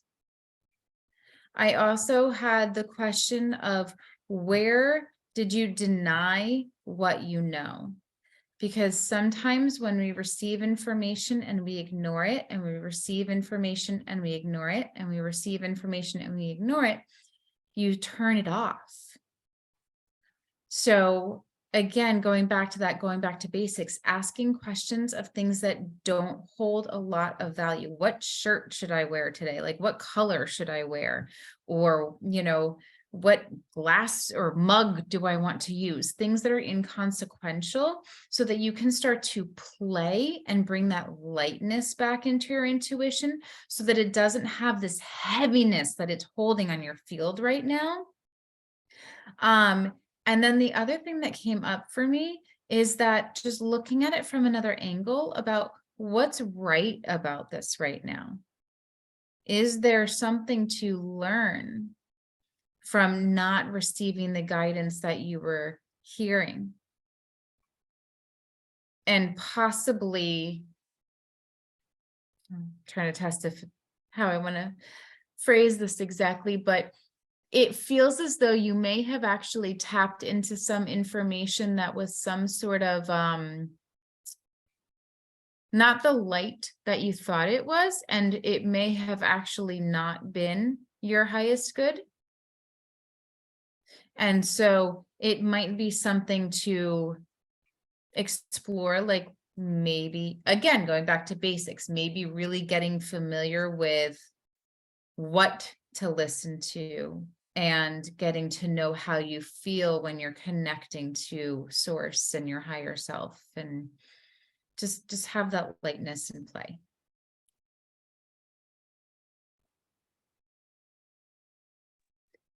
Thanks, Karen. Next is Henry and then DoveLight. Okay, so if I'm hearing you correctly, there was a voice speaking to you and now it's not speaking to you. Is it as simple as that? Yeah, it's like I thought it was my intuition. It was like something very, I don't know how to explain, but very bright or something. Good. Was it also auditory? Like in your mind, like mind speak? No,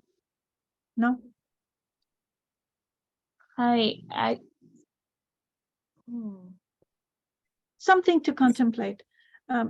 It's if it's not a definite, that's fine. I'm just orienting myself. You know, I think that if you're looking for instruction and you're looking for advice from something outside of yourself or some higher power or something like that, I really recommend, and this card, as soon as I thought this, I pulled this card. I'm going to share it with you. I pulled this card here. Can you see that? Yes. This is the Natura card. And this is what came up. Now, of course, I always am going to say, go into nature, talk with the other beings. But this card said that for me.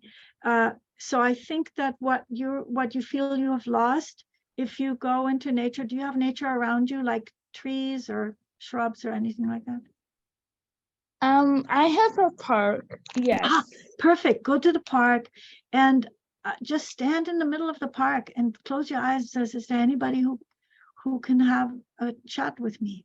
And just wander around until you feel drawn to one of the trees, because somebody's going to be willing to have a chat with you. Not everybody, it's not like trees think that they owe us, that they talk to us. And of course they don't, and they don't feel that way, but some like to do it. Like I go to a park and I've developed a relationship with one of the trees, and that tree's like, yeah, I really dig this. So this might be another way, another avenue for you to get what you feel that you have lost.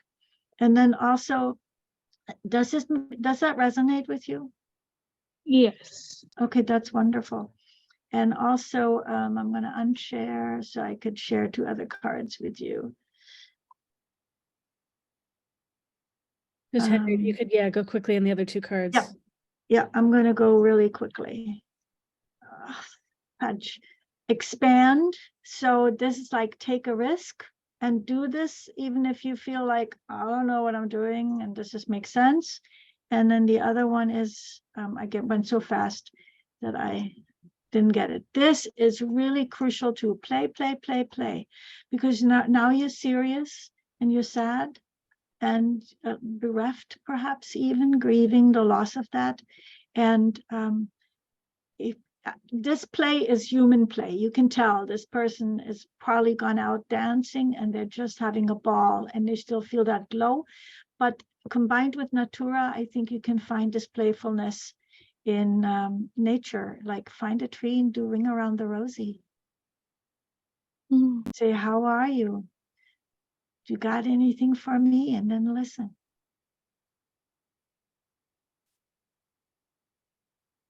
Thank you. Great, thank you, Henry. DoveLight and Galactic Ashley. Thank you. Please take what resonates, just leave what it doesn't. The first thing I was picking up that no, you absolutely not have lost generally any gift or any ability to the psychic awareness, because that's part of your soul. I was picking up first that if you were to choose to, you can look into the astrology, because the planets definitely influence a lot of how open is your abilities, especially in the dream time. I was keep hearing the song, where do you go, my love? I wanna know, where do you go? I keep hearing it because this is telling me, this is a soul journey, and you have to connect with your soul, with your being, with your gifts. This is also telling me you're a high level clairaudience, and also you're able to connect with your feelings through this gift. However, something that I was also picking up as well is that and they're telling me to tell you this, just because you're open spiritually or you have a psychic gift, it doesn't mean that you're automatically going to connect to higher beings or love and light. We live in a polarity where there's the shadow, there is a light, there is angels, there is soul bounds. And just because you're requesting or you're starting to open in your gift, that doesn't mean that you automatically are going to be with high consciousness beings. In this case, what I'm picking up at sometimes we have the right to say no, even to the voices that we hear in our head. The spiritual voices, we have the right to say no if we do not resonate with them. It's not that they're not attacking you, but because you have this ability, they're also trying to let me know that something similar to what the previous panelist was saying, live your bliss, your authentic self-expressions.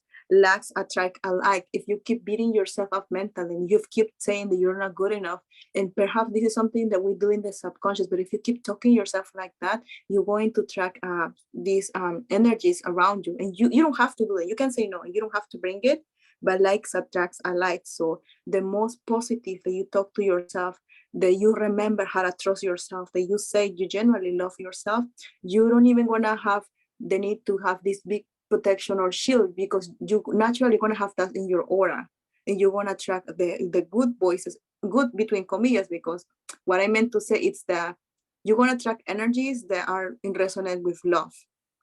Okay, that's why, because this give, like I say, the universe is undiscriminatory. There's right and wrong, there is shadow and light, there's moon and sun. So it is about be true to you, who you really are, and your life will change in the most amazing ways. Also, they're telling me, please do not compare yourself to others. If you're seeing books or YouTube videos about how amazing psychic developed people are, take that as a reference, take that inspiration, but we all have unique ways to how our gift comes through, and we all have different weights and timings for learning that. They're telling me that you have the beautiful power of imagination as well, and I have so much to say, but I have to go. Okay, thank you, Laureli. I hope I helped you something. Thank you so much. Oh my goodness, thank you. It's great. We've all got so much to say. That's why we're all available also for private sessions, and that information is in the chat for everybody. Next, we have Galactic Ashley. Yep. Hi. So the first thing that was coming through is that stress and grief can create interference in our connection. And I know that somebody else talked about the right or wrong, but I also picked up on that. I also picked up on stress, and I also picked up on grief. So when we are seeking information and we have these frequencies of stress and we want to make the right choice, our channel immediately starts going like this, and it becomes much thinner.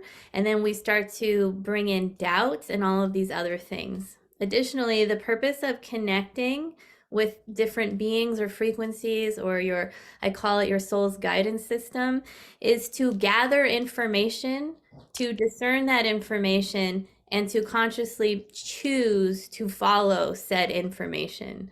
It's not about blindly, I'm not saying that you've been blindly following information, but it's just that it's like getting on the internet.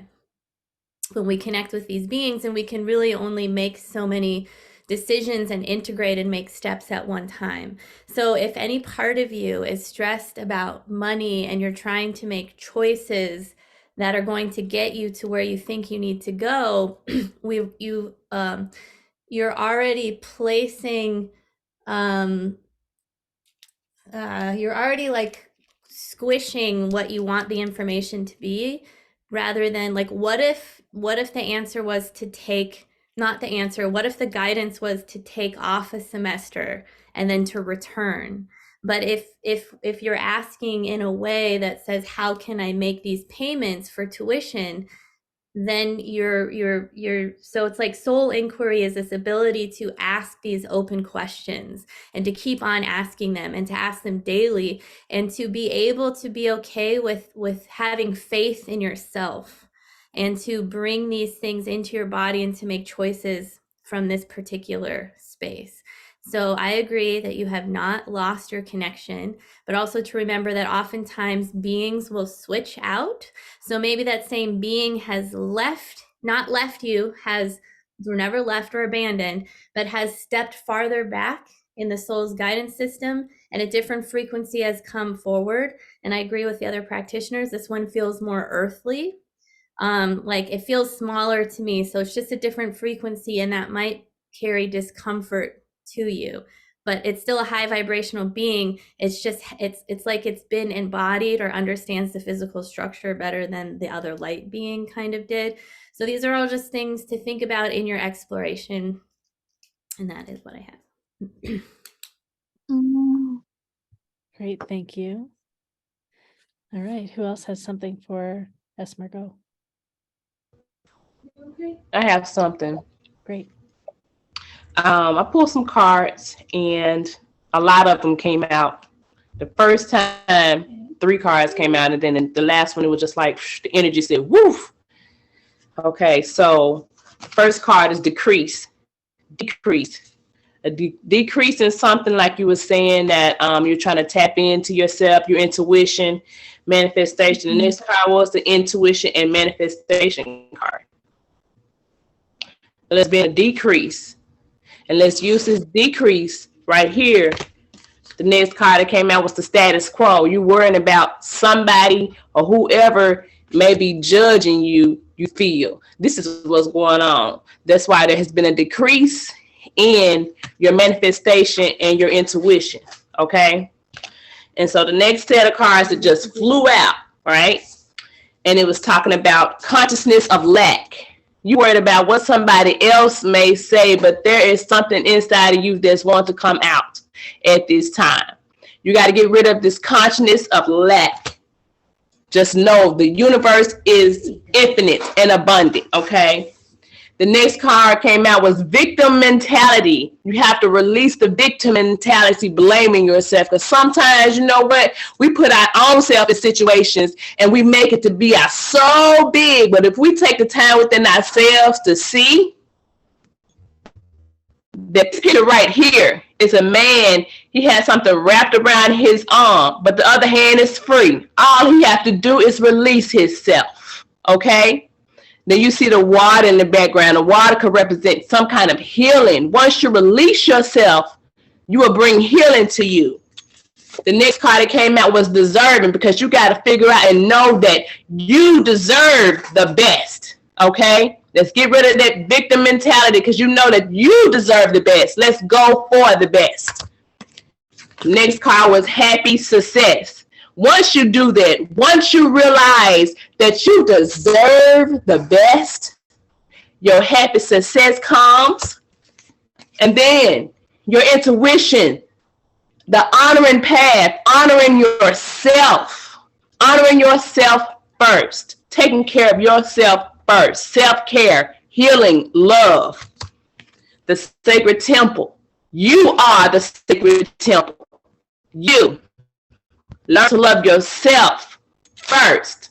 It's nothing wrong with it, because you deserve everything that you desire. All right? That's all I have to say. Many blessings. Great, thank you. Anyone else? Yeah, I'll say a little bit. So one thing that's common that we all can do is we have an upper limit of how good we'll allow things to get, how open we'll allow our intuition to be, etc. And when we allow ourselves to go up the zone where we're comfortable, we generally do things to bring ourselves back down. And so it could be that you opened so much and like things were coming in that you didn't feel as comfortable with, you didn't know how to integrate, you closed back for a bit. So it's a time for you to integrate and rebuild your capacity so that you can allow yourself to come back up. And what if you believed right now, and this to me is in alignment with so much of what others have shared, what if you believe that it's so good how it's been, that you closed back down, or that they said it closed back down, or that, you know, the space for something new to come in that's more subtle, that you're being aware of in some new way? What if all that is just so perfect and just right? And there's nothing that you need to change about how it is right now. And if you get into a gentle acceptance and appreciation of how it is, and appreciation of you on your journey, to me, it's that self-love and appreciation that leads me to relax, that I imagine would help you to relax, so that you could be aware of how your gifts are all still here and you are available to them. And you'll be able to hear new, subtler things, more subtle things than you can if you're bound up and worried that things are not right. So what if it is so good how it is? Just trusting that it was of service, that for some reason you needed to be closed to whatever was coming through or could have come through, and that things are just right. Yeah. Oh my gosh. Thank you all. Like everything everyone said, I feel like yes, yes, yes. Oh my gosh. And if you're full, it's okay if you're full. We do have one more person who would love to share. Is that all right if one more shares? Yes. Okay, Lisa's got something. Go ahead, Lisa. Hey there. Thank you so much for joining us tonight. So I love everything that all the others have shared with you tonight. And my question to you is, do you have a ritual every morning? Like every morning I wake up and I have a ritual to help me reconnect with my angels, my ancestors, and my guides. And when I set the intention to partner with them again, then I start grounding myself, and that's when the universal flow starts coming back in, and I'm open to receiving whatever that is. Do you have any kind of similar practice? Like a ritual like that. Um,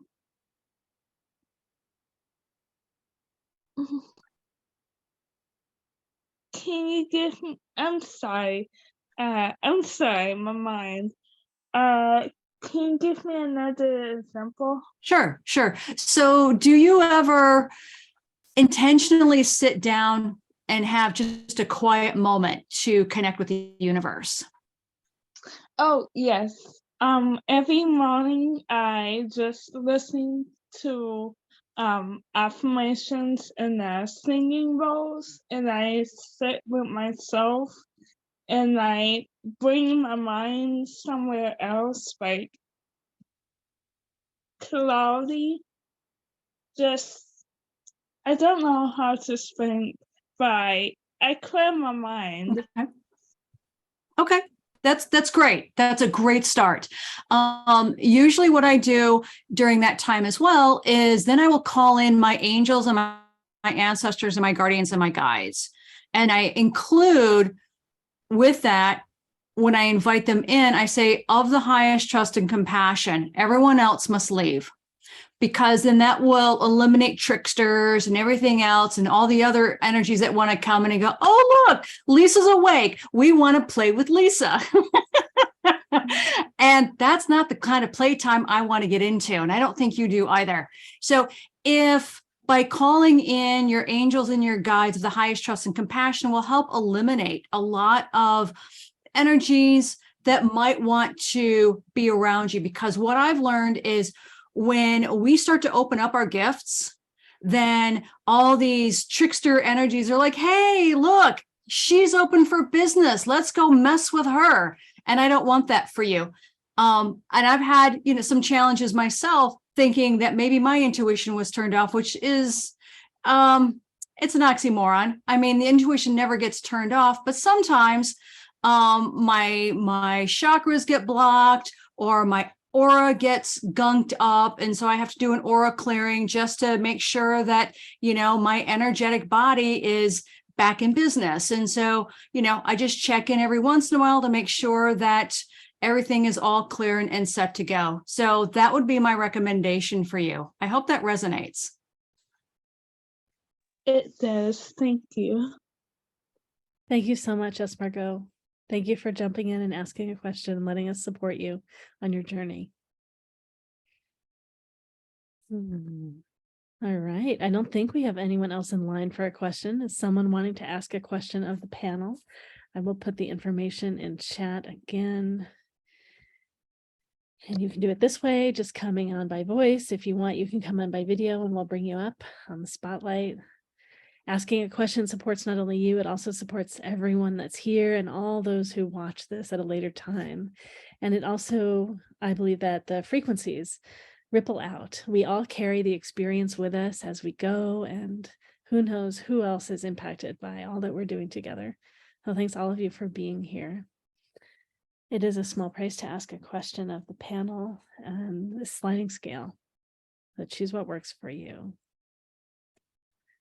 And practitioners, if we have any questions we want to ask or general questions about the topic of healing through creativity that we want to share, it's great to do.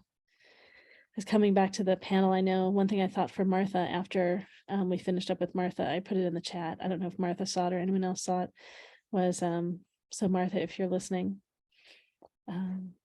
just to go back, if you imagined that everything that happened with your siblings was so perfect, right? And you're just that everything was so good and released and done, and the things that were hard totally released in whatever way you want to creatively express, be it like painting or drawing or singing or sounding or colors or whatever it was. If you just imagined everything was healed and everything was done, and you let expression come through, what would come through?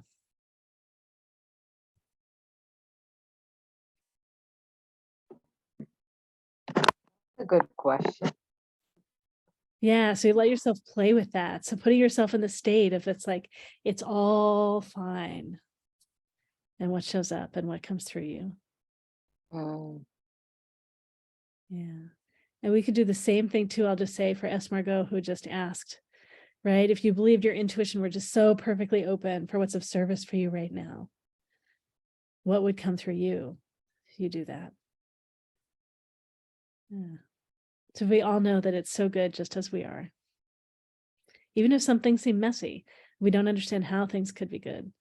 Or imagining what if we're through, right? We've gone through this tunnel and we're heading back to the light. What do we allow through us right now? And no pressure to do anything big. Could be just draw, whatever it is. Yeah, what shows up? Yeah, we sound and dance and play. Yeah, and practitioners, if any of you are thinking of any other things like this that might apply to both of them or one of them, feel free if you want to mention a little bit more, or other exercises that are great for all of us while we are waiting to receive another question. Oh, Iridescent's got something. Go ahead. Something I had meant to bring up earlier, and you reminded me when you brought up what you were going to tell Martha just now, is sometimes when it comes to forgiveness and compassion, it's not like a one and done deal. It's a continuous process whenever we feel those emotions come up. So my favorite exercise to do for myself is and I'm so sorry, I always mess up the pronunciation of this, but the Hawaiian prayer. Ho'oponopono? Ho'oponopono. Thank you. And so for anyone who's not familiar with that, it's short and sweet. You can say it as many times as you need for yourself or for others. And it goes, I'm sorry, please forgive me, thank you, I love you. And yeah, that one just really helps me to ground and connect into the heart space. And then I also, for people who like to write as one of their creative outlets, I always like to write letters to myself or whoever I need to talk to really just like let out whatever it is that I'm feeling in a safe way. So that's a really great way. And if it's something where you're venting out frustration or denser energies, when I'm done with that, I usually like to burn the letter or bury it into the ground, something along those lines, to kind of transform the energy around that and to help bring it back into resolution. And yeah, I think those were the two main things I wanted to add that I forgot to touch on earlier. So thank you. Thanks, Iridescent. And Galactic Ashley has something? Yeah. Yeah, just two things. One of them I put in the chat earlier, but I feel like it's worth mentioning.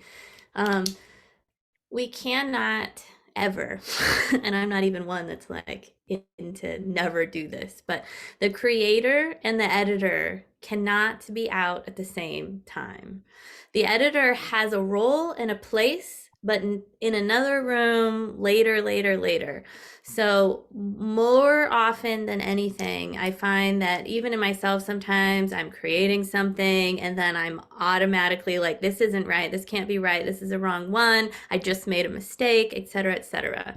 Because the creativity part is the flow part. The editor has a very, very important job, but that job comes later after everything's been created, so that then you get to choose which you want to put out there, whatever out there is, whether it's a book, a poem, a freaking Instagram post, or you're taking a bunch of photos and you're picking the right photo to work with. But if you have the I can't remember, I heard this from somebody, but they called it the itty bitty shitty committee. If the itty bitty shitty committee is out, I had somebody from like a long time ago said that, and I just always thought it was really funny. So if that is out, you can't function. And this is the part of us that is constantly judging ourselves and telling ourselves that we're not good enough. The other thing is, anytime, if we have a hard time claiming things, I have a master's degree in fine art, and I remember getting that piece of paper and I had a thesis. I defended my thesis. I was done. It was 3 years of very intense hard work. I still struggled with saying I am an artist. So it has nothing to do with the thing. It has to do with claiming it and being willing to be seen and all these other things that just sort of tell us that we're not good enough. The other thing is we're not being tested. In unconditional love, we're not being tested. So if you ever have these thoughts that are like, is the universe testing me? No, the universe isn't testing you. You don't have to walk through fire. There might be fire. You might choose to walk through it. today, tomorrow. Maybe you can go around. There's a lot of ways that we can do this. But I mean, I have this sometimes I'll be like, am I being tested right now? And it's like, no, that's ridiculous.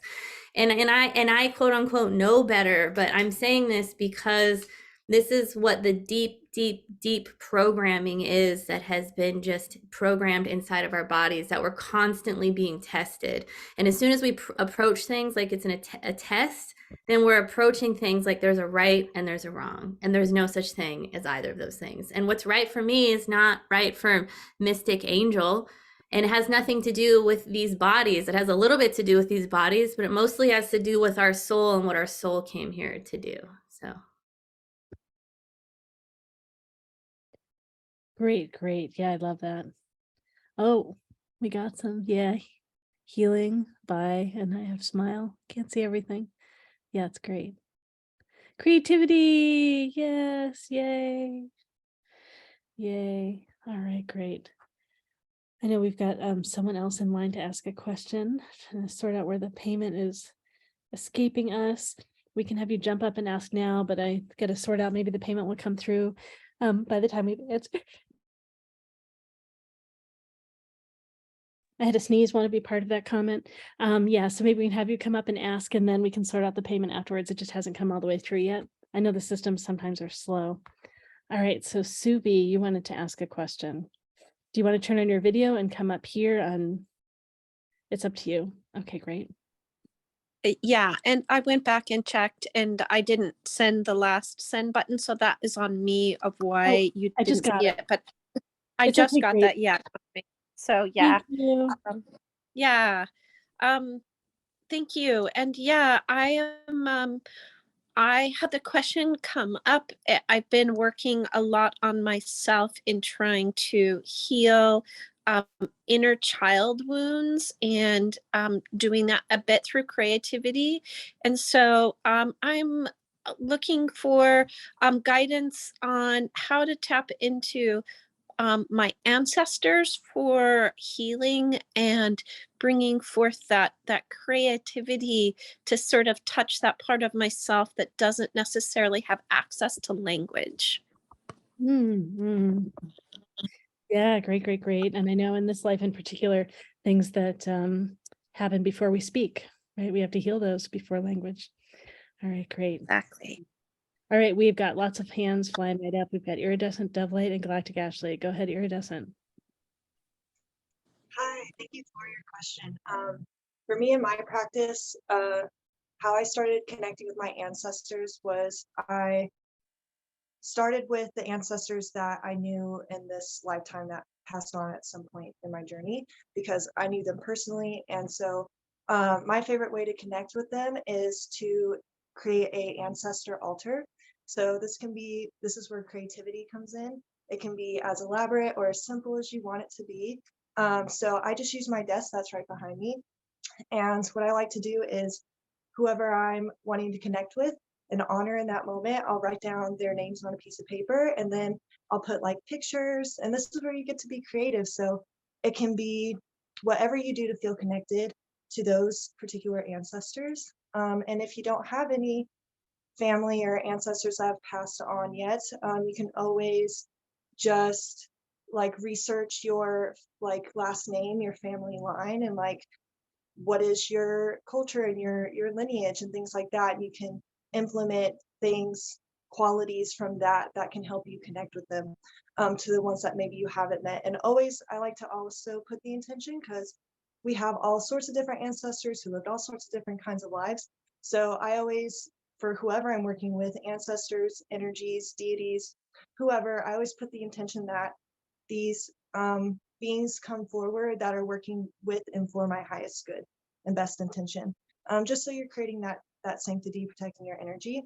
But yeah, that's what came through for me to suggest to you, if that resonates and you feel that supports you. And best of luck, and thanks for being here.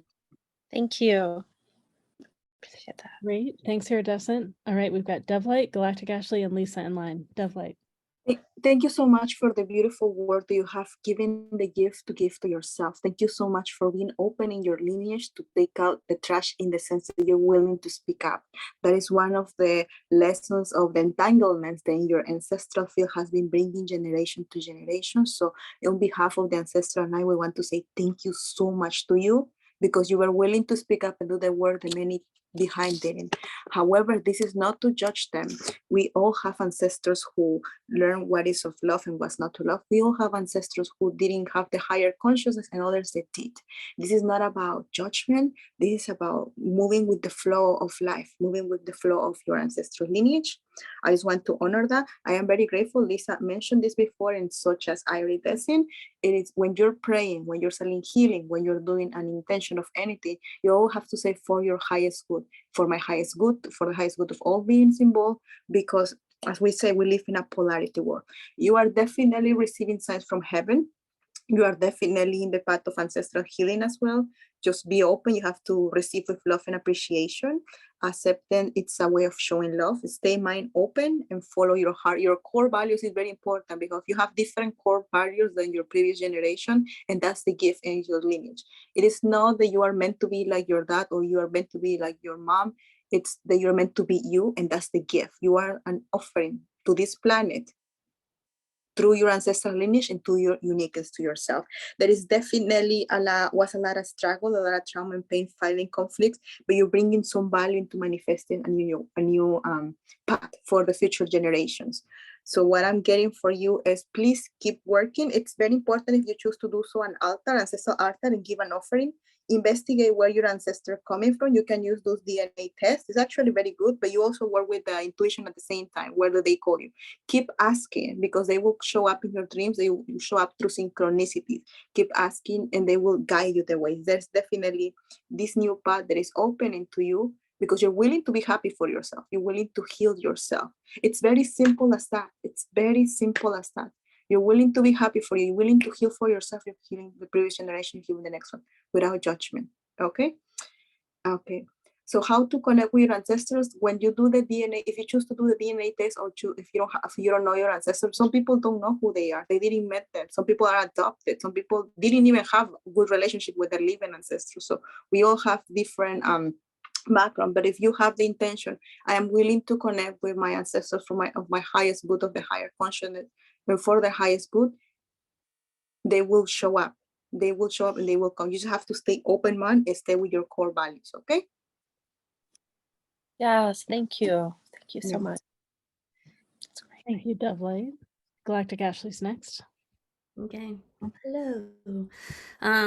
So I love that. I love this question. I also love that there's the Christmas tree in the background still. So your inner child is alive and well.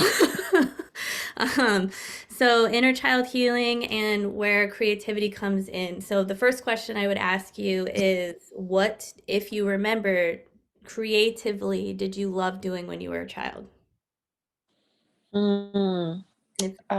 Yeah, I think I love to create colorful art. Right.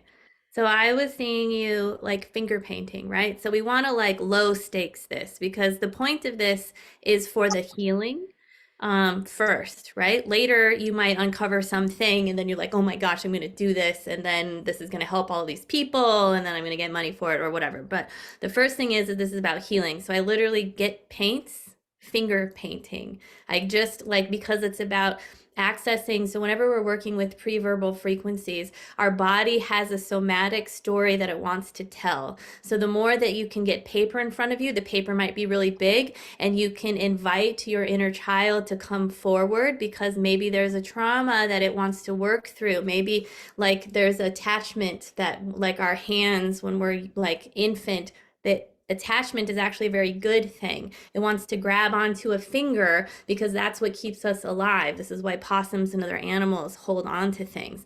So maybe you want to squeeze paint through your hands. So it's about inviting this part of you up. And the fact that you asked about your ancestors is that your ancestors are here to support your inner child healing, for you not to focus on healing your ancestors, because by healing these particular things that are coming up for you, that is healing some of the ancestral stuff, but the already healed ancestors want to come forward. They want to hold space for you. They want to protect this inner child that was not protected by primary caregivers in a way that you needed at that time, based on other frequencies that were coming through or wounds that they were sort of projecting onto you.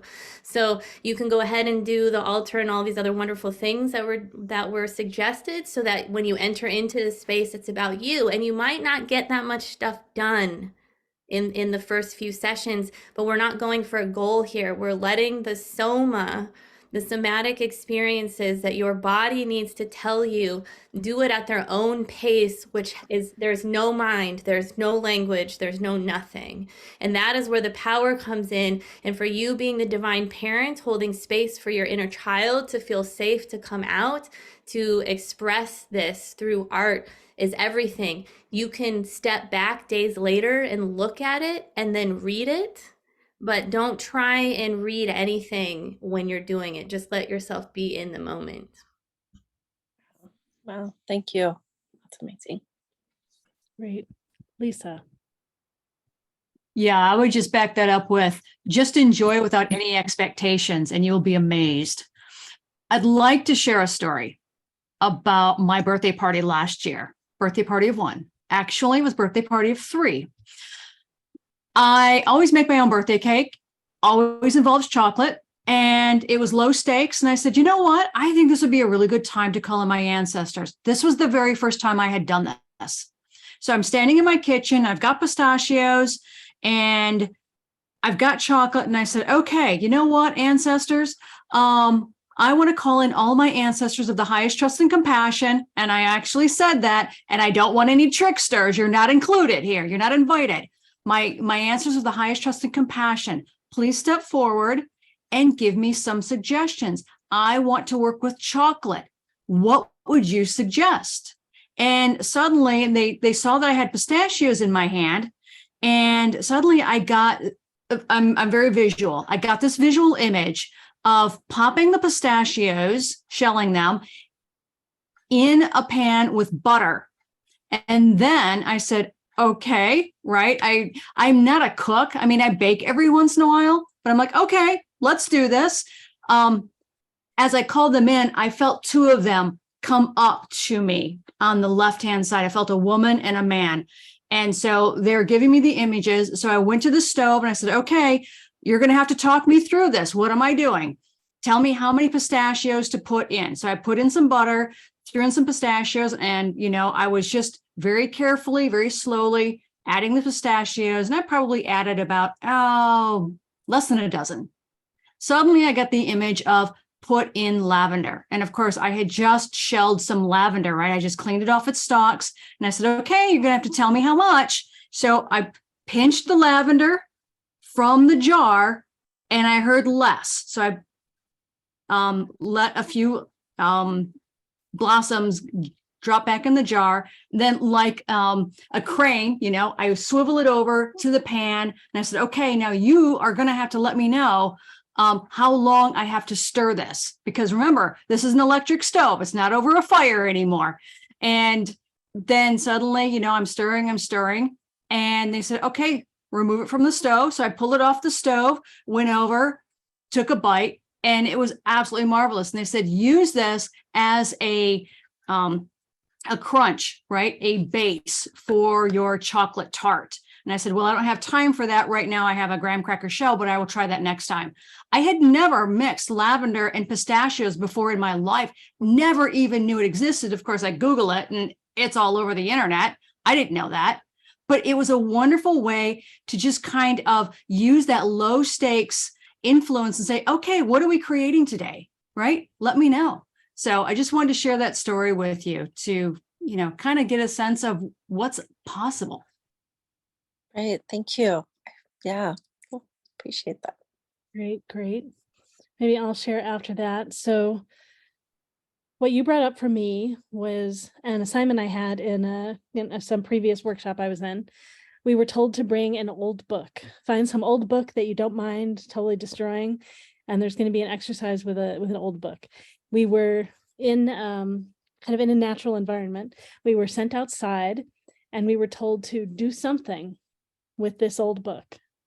So everyone did completely different things. There were about 60 of us. So there don't need to be any words in this. And you can do this without a prop, without something that you bring with you. But I just go outside and see what nature wants to have you create. So I'll show you what I did. I happen to be at my father's house right now in LA. So I have the thing. They wanted to keep it. They've got it out in display. I'm like, all right, but this is the thing. So I folded pages and gathered all kinds of twigs. I mean, so it doesn't have to be a particularly beautiful thing, right? The pattern of all the things. So just go, create. right? So this is similar in some ways to what Iridescent was saying. I'm suggesting particularly do it in nature. And so just go out in nature and be open to what, right, your ancestors are saying or want, and you can always choose, wander inside, bring something with you that's part of what gets formed, and find out what happens. Okay, yeah. Right, to just feel whatever happens. There don't need to be any words. Yeah, yeah. Without judgment. Thank you. Right, Henry.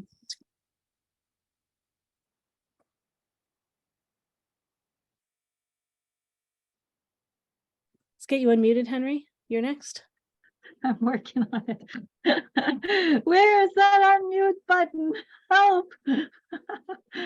Oh my gosh. Okay, you know, the longer we get into this, the harder it is for me to use the technology because I get into this other space. Does anybody else experience that? I just get into this altered space where it's like, what's the technology here? How's this work? This space doesn't know that. So lower my hand. Subi, I have a number of cards that came up for me, and I'm going to show them to you here real quick. And then, because look, I'm just going to show them to you so that you can see them and have them be a backdrop of what I want to share with you. Okay, so this calls for magic, connecting with your ancestors and sublingual or prelingual memories and experiences, calls for magic, and it calls for connecting with the divine mystery.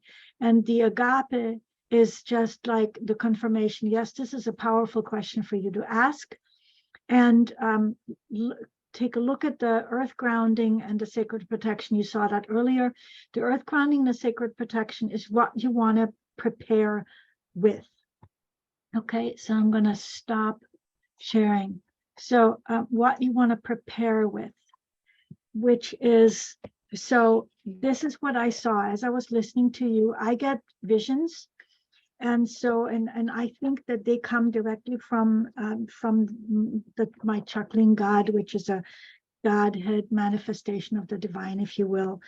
And so the vision I got is you in your bedroom, really low light, which you will eventually turn off. So this is entirely up to you if you want to do this. This is just what came through.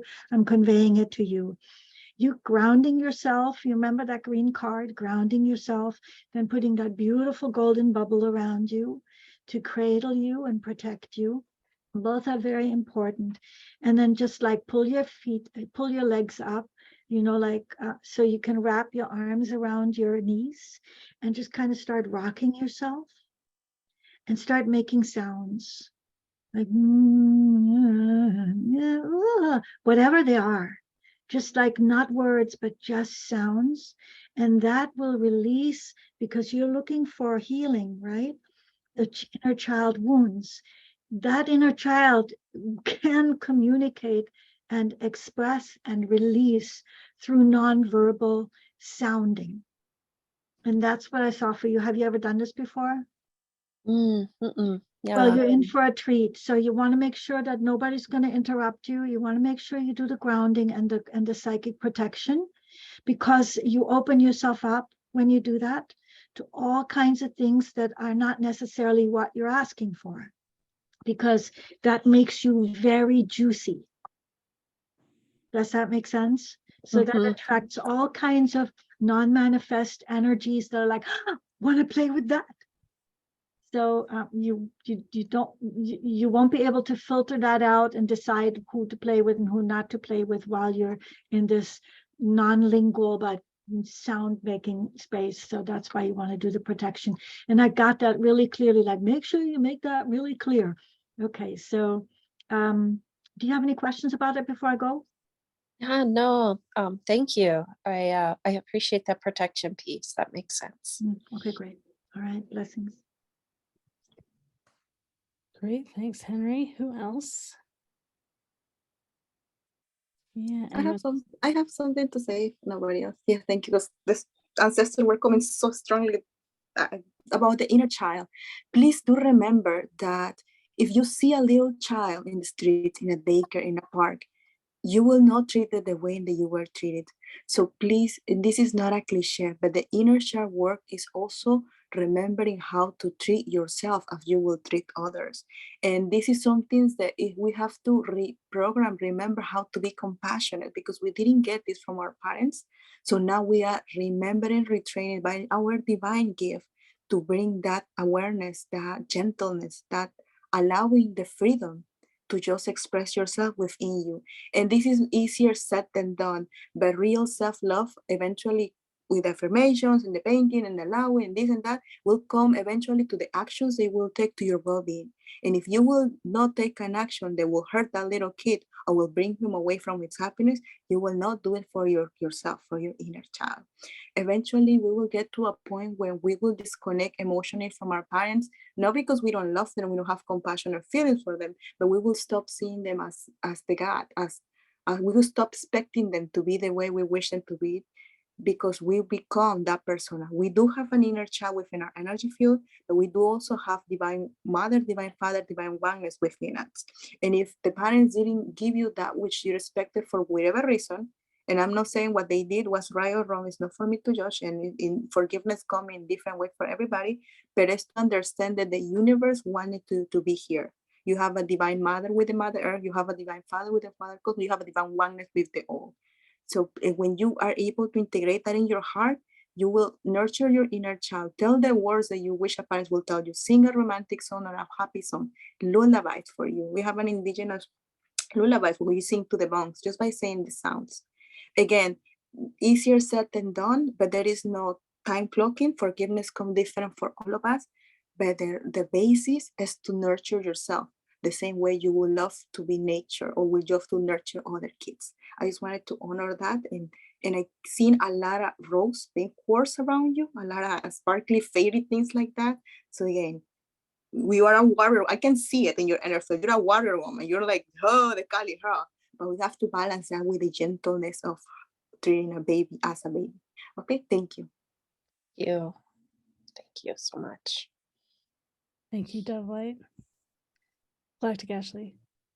Yeah, just really briefly, because I feel like this is a really important part. If you are creating something with your inner child, eventually, I would encourage you to find at least one person that maybe is trauma informed or that you really trust that you can share it with, because that is where the last piece of healing can happen in the bringing things to resolution. Because when we experience traumas that are human done traumas, it is very, very beneficial, and I would say necessary, to have a human being witness the trauma. So it can be a way to, if you just want to like take whatever hand painting thing that you did eventually to find someone and say, I went through this process, this is what I felt, and just share it with them so that you have a divine witness that can help, and it will help close the loop. Oh, thank you. Yeah, I think as you're saying it, I realize I think it helps us rebuild healthy connection with humans, so we're not caught in the old connection that was so painful. Yeah. Great. All right. Anyone else to have something to share with Subi? All right, great. Thank you so much, Subi, for jumping in and letting us answer your question. Totally great question. Thank you all. I really appreciate everyone and everything that you had to share. You're very welcome. All right. We are at the end of our panel already. Let me just 1 second, everyone. I grab something. All right. We are just getting ready to finish up. I put in the chat if you'd like to be entered into a drawing for a free 30-minute session with one of us of your choice, please fill out our feedback form. If you give us your email address, you'll be entered into that drawing, and then you can find more of our events online and the recording of this event and many other events on YouTube. We're going to have the practitioners from the panel go through and share about themselves again, so you know who they are and how to get in touch with them. I'm going to put all their contact info and their specials in the chat again. Feel free to mention your specials again to everyone if you like. And oh goodness, maybe we'll go in the order that I have in my doc. You're all okay with that? We've got I'll just call us all for our names first, and then we'll go back to the first one. Mystic Angel 319, Iridescent Tarot, Galactic Ashley, Henry, Lisa, DoveLight, Karen, and I'll put all your info in the chat in this order. So Mystic Angels first. Go ahead and share who you are and how people can get in touch with you. All right, I am the intuitive psychic healer, healing the mind, body, and spirit through creativity, tarot, and oracle. I do speeches of empowerment and upliftment. My website is truelovemetaphysical.com. Right now, my special is to have a free masterclass for the tarot readings, learning how to read tarot and oracle, which is going to be fun and innovative and creative. Check me out, Mystic Angel 319. Many blessings to you. Thank you. And then next on the list, we have Galactic Ashley. Oh, we jumped the line. That's okay. I'm just joking. It's fine. I'm Galactic Ashley. I channel divine guidance for star seeds, connecting them to their star families and galactic lineages. I use light language frequencies and work with your cosmic connections to facilitate high frequency healing transmissions and encoded activations. I have a 9-week light language activation and healing program that is starting on February 1st. I invite all of you to check it out. We will be creating through our bodies, through our voices, through hands, because this is the way that light language comes through us. Light language is part of your nature, is part of every language that your soul has ever spoken. I believe that it is medicine that is created by you for you. If you are interested, reach out. And I also have art gallery paintings up with light language in it, and you can also create your own light language in the course. And I'm really happy to be here, and thank you for getting your galactic groove on with all of us tonight. Thanks so much. Yeah, we did have you jump the line. All right, Iridescent Tarot is next.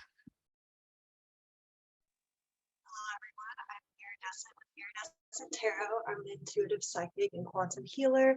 My passion is supporting you in discovering and understanding more integratedly your unique intuitive language and how that plays out in your field, and how to more effortlessly and organically manifest and create, and also just to show up every day embodying more confidence and perpetual joy, to show up as your authentic self in all situations.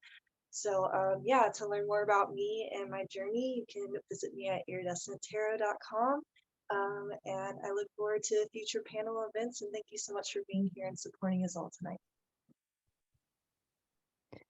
All right, thank you. And next in order, we have Henry. All right, so I'm going to read it because I always forget what there is to say. So I do remember my name, even though I wrote that out. Hi, I'm Henry India Holden. And of course, you can reach me at henryindiaholden.com. So very, very simple. If you know my name, you know my website. And I'm also the creator of the Mystics Tarot and Oracle deck. And that's what you saw today. And so we work with that. So with the help of the Tarot, we'll tap into your imagination and into your creativity and into mine and to divine guidance and all of these beautiful things, or your ancestors, or your whoever wants to work with us, and whatever works for you, to resolve whatever it is that you need to resolve. It can be anything from romance to relationships to your higher calling. It just all works. And I offer a special on MeWe for $45 for a session. It's an hour-long session, 55 minutes to an hour. And I do offer life coaching. I'm a certified life coach, and I'm a trained tarotist, so I offer that. Ecotherapy as well. I'm a trained ecotherapist. And then I also have a 3-session special called Fresh Slate, and that's for $99. So that ends up being $33 a session. That's a really great deal. And what I really work on with people is sort of, what is the arc of your life and what do you want it to be like? Everybody gets a call. It doesn't necessarily have to be the dragon slaying kind. It can be something that maybe somebody else wouldn't even think of. But we all have some kind of a passion, some kind of calling, and I help you crystallize that and help you work out your sort of like an action plan, steps, so you can manifest it, because you don't just want to know what it is that you're meant to be doing. You also want to know how to make it a reality. And I think that's all. That's all I've got. If I've missed something, help me. Your cards? Did you say your cards? Yeah, I did say my cards. They're available for sale. It's still, I'm in the soft launch still until February 23rd. I'm working feverishly on the online book. So each card has an online page for it. I have a few of them already up. If you get the deck, there'll be the website name, the URL, how to get to the online book. I didn't want to make an online book because your inner vision, your inner intuition, your inner wisdom knows what to do with these cards. But people were, no, we want to know what you do with the cards. So, okay, we'll do both. Exactly, we'll do both. And by the way, I want to point out that Karen has another great way to heal with creativity. Do you see that dog that Karen has? Could you pick up that dog again if that dog is willing to get picked up again? Play with a puppy, play with a cat, play with an animal, and you'll get into your creative expression and feel healed from the experience. All right, who's next in line? It is Lisa. Thank you, Laureli. Yes, I'm a big pet advocate. So as many pets as you can muster, bring them in, give them smooches. Hey, everyone, I am Lisa Stewart. I'm an intuitive business guide of Co-Create Magic. It is my mission to show others how to find the courage to co-create magic in their life and business so they can grow their confidence and income. If you want to learn more about how to use moon phase energy in your life, please check out my website at cocreatemagic.com, where you can find the 2023 Moon Phase Manifesting Digital Planner with integrated tarot spreadsheets. Yes, you can actually photograph your favorite decks and integrate them into your online digital recording. So that way you can read, record, and retain all of your readings. And it's not just a planner, but an energy system for your life. Inspiration comes easily when your energy is in harmony with your life. The code for the personal planner is in the chat. It's much too long to recite, so you're going to have to find it there. There are a variety of ways we can work together, and I've got a number of things going on that might help you where you're at. I offer intuitive business and marketing guidance, workshops, plenty of workshops, website design, business systems, digital calendar planners, oracle cards, and tarot readings to help mystics share their gifts with the world, grow their confidence and their income. More importantly, I want to introduce you to a flow state process harnessing our alpha waves for productive, constructive daydreaming. It's a deep imagining session. So if you're interested, head to cocreatemagic.com for more information. Again, I am Lisa Stewart of Co-Create Magic, and I am so glad that I was able to spend some time with you this evening. Stay magical. Thank you, Lisa. And Mystic Angel and family brought a bunny in on the screen, all kinds of animals we can play with.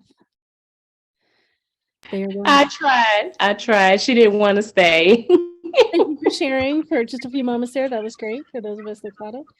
All right, and DoveLight is next.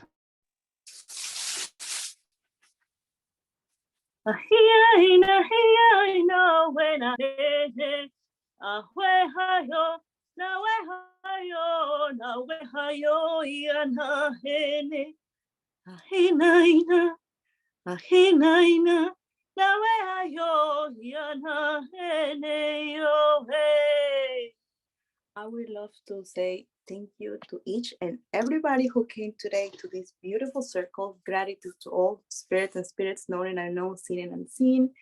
I pray, if it's for our highest good, to get the inspiration to allow ourselves to be ourselves, to be, if we don't know that yet, to be willing, to be open, to do things that we love, whatever that thing might be, whichever way it might come in your path, in your blessing, for we can create from a conscious point for our highest good and for the highest good of the planet as a ripple effects. My name is DoveLight, and I'm just a regular person as well as an intuitive divine being in this planet. I am offering 1 hour of a session for free of healing of your child. And I didn't have time to write more things because I also put inner child, womb healing, and all stuff like that. I'm doing a fundraiser this Saturday. Peru is really in a very challenging situation right now. They're in crisis, and as unfortunately in our countries back in South America, the government forget about us. And 100% of all the funds are going towards the Quero community. And when you go to the link in the chat, in the registration, you open an account for the hub. It's free to enter the hub, and then you can buy a ticket for the fundraiser. It's called New Year's Abundance Ceremony, where the Queros will give you a blessings for abundance. They will make you part of their ceremony, despacho, and they will burn that offering in a sacred place in Cusco, in the land, so your prayers go with them. They also will bless you in Zoom. Each person in the Zoom call will be blessed and receive a clearing. So you're getting a big deal, and you're generally helping them directly. And because if you buy a ticket through the link for this event, you can have 1 hour session of choice with me. And I hope I make myself clear or say it in a nice way. Today was so many energies moving around, but thank you, everybody. And I see you the next time. I really love this event. Thank you. Thank you so much, DoveLight. I put DoveLight's link in the chat there at the bottom again, and Karen and the puppy. I had to go running for him earlier. I couldn't tell if he was throwing up or I don't know what was happening, but I went running, and then I don't know, I guess he was dreaming. I don't know. Anyway, so he's hanging with me now. My name is Karen Coccia with KarenCoccia.com. So that's KarenCoccia.com. I'm a quantum healer, a multidimensional mentor, and a soul alignment coach. I'm trained in a number of healing modalities, including decodes, Reiki, Akashic records, access bars, homeopathy. I've been diving into naturopathy. I'm a natural intuitive and a medium. I actually do entity clearings and communications as well. And my mission is to empower others to experience their own power and all that is possible in their lives and in their bodies, physically, emotionally, mentally, spiritually, all the things. So again, KarenCoccia.com. You can email me at Karen@KarenCoccia.com. And this was such a fun evening, and I appreciate all of the suggestions on creativity. And I'm going to play with my puppy some more and give him some more love and express that creatively tonight. And I am offering 20% off with MeWe20 promo code on my website, again, KarenCoccia.com. Thank you all. Thank you, Karen. I think everyone else checked out but me. Is that right? And we've had tons of more animals join us on the screen. Galactic Ashley's animal. Mahana, it's great. And I'm Laureli Shimayo. I'm an intuitive eye reader, body psychology coach, and matchmaker. I read your eyes, read your soul, and read your body, and tell you how to be more aware of what comes through your body and reflect what I see in your eyes so that you can get more in alignment with your soul in all that you do, who you choose to play with, be that at work, in your personal relationships, romantic relationships, all kinds of areas of your life. So you can be most in alignment with who you are, most expressive of your creativity in whatever form it takes. So we all can benefit from the gifts that come through you. You can find out more about me at intuitiveeyereading.com or matchmakingsoulmates.com. And I run with a big team now, it's a growing team, all these events at MeWeFairs.com. Thank you so much, practitioners, for being here. We create this together as community, and thank you everyone for being here, listening, holding space, being the rippling of the energy, allowing everyone to integrate, and those of you that ask questions. It's so fun to do this all together. We've got lots more coming up. I posted some stuff in the chat. Let me say a few more online. next Monday, so in just a few days, from 5 to 7:30 Pacific time, we have another Metaphysics and Intuition practice circle. I've got Facebook ads running for that already. And we're going to have another practice circle on Sunday, January 29. I really want to create this field that allows people to connect with each other and continue to practice and express their gifts. This is for experienced practitioners that are expressing new modalities and want practice with each other. All MeWe practitioners that are actively involved in our events are welcome to come for free and practice whatever they want. And then people come and pay a tiny amount, $5 to $12, to practice with each other in a sacred space, shared space in a carefully held container.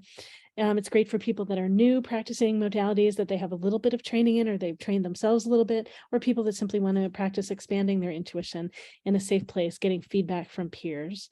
And we've also got coming up, we have a panel on dream building, expansion, and grounding. That is a panel. And I was mentioned in the chat, dreaming is a great way to heal with creativity in terms of playing with what our dreams might mean and what they're telling us.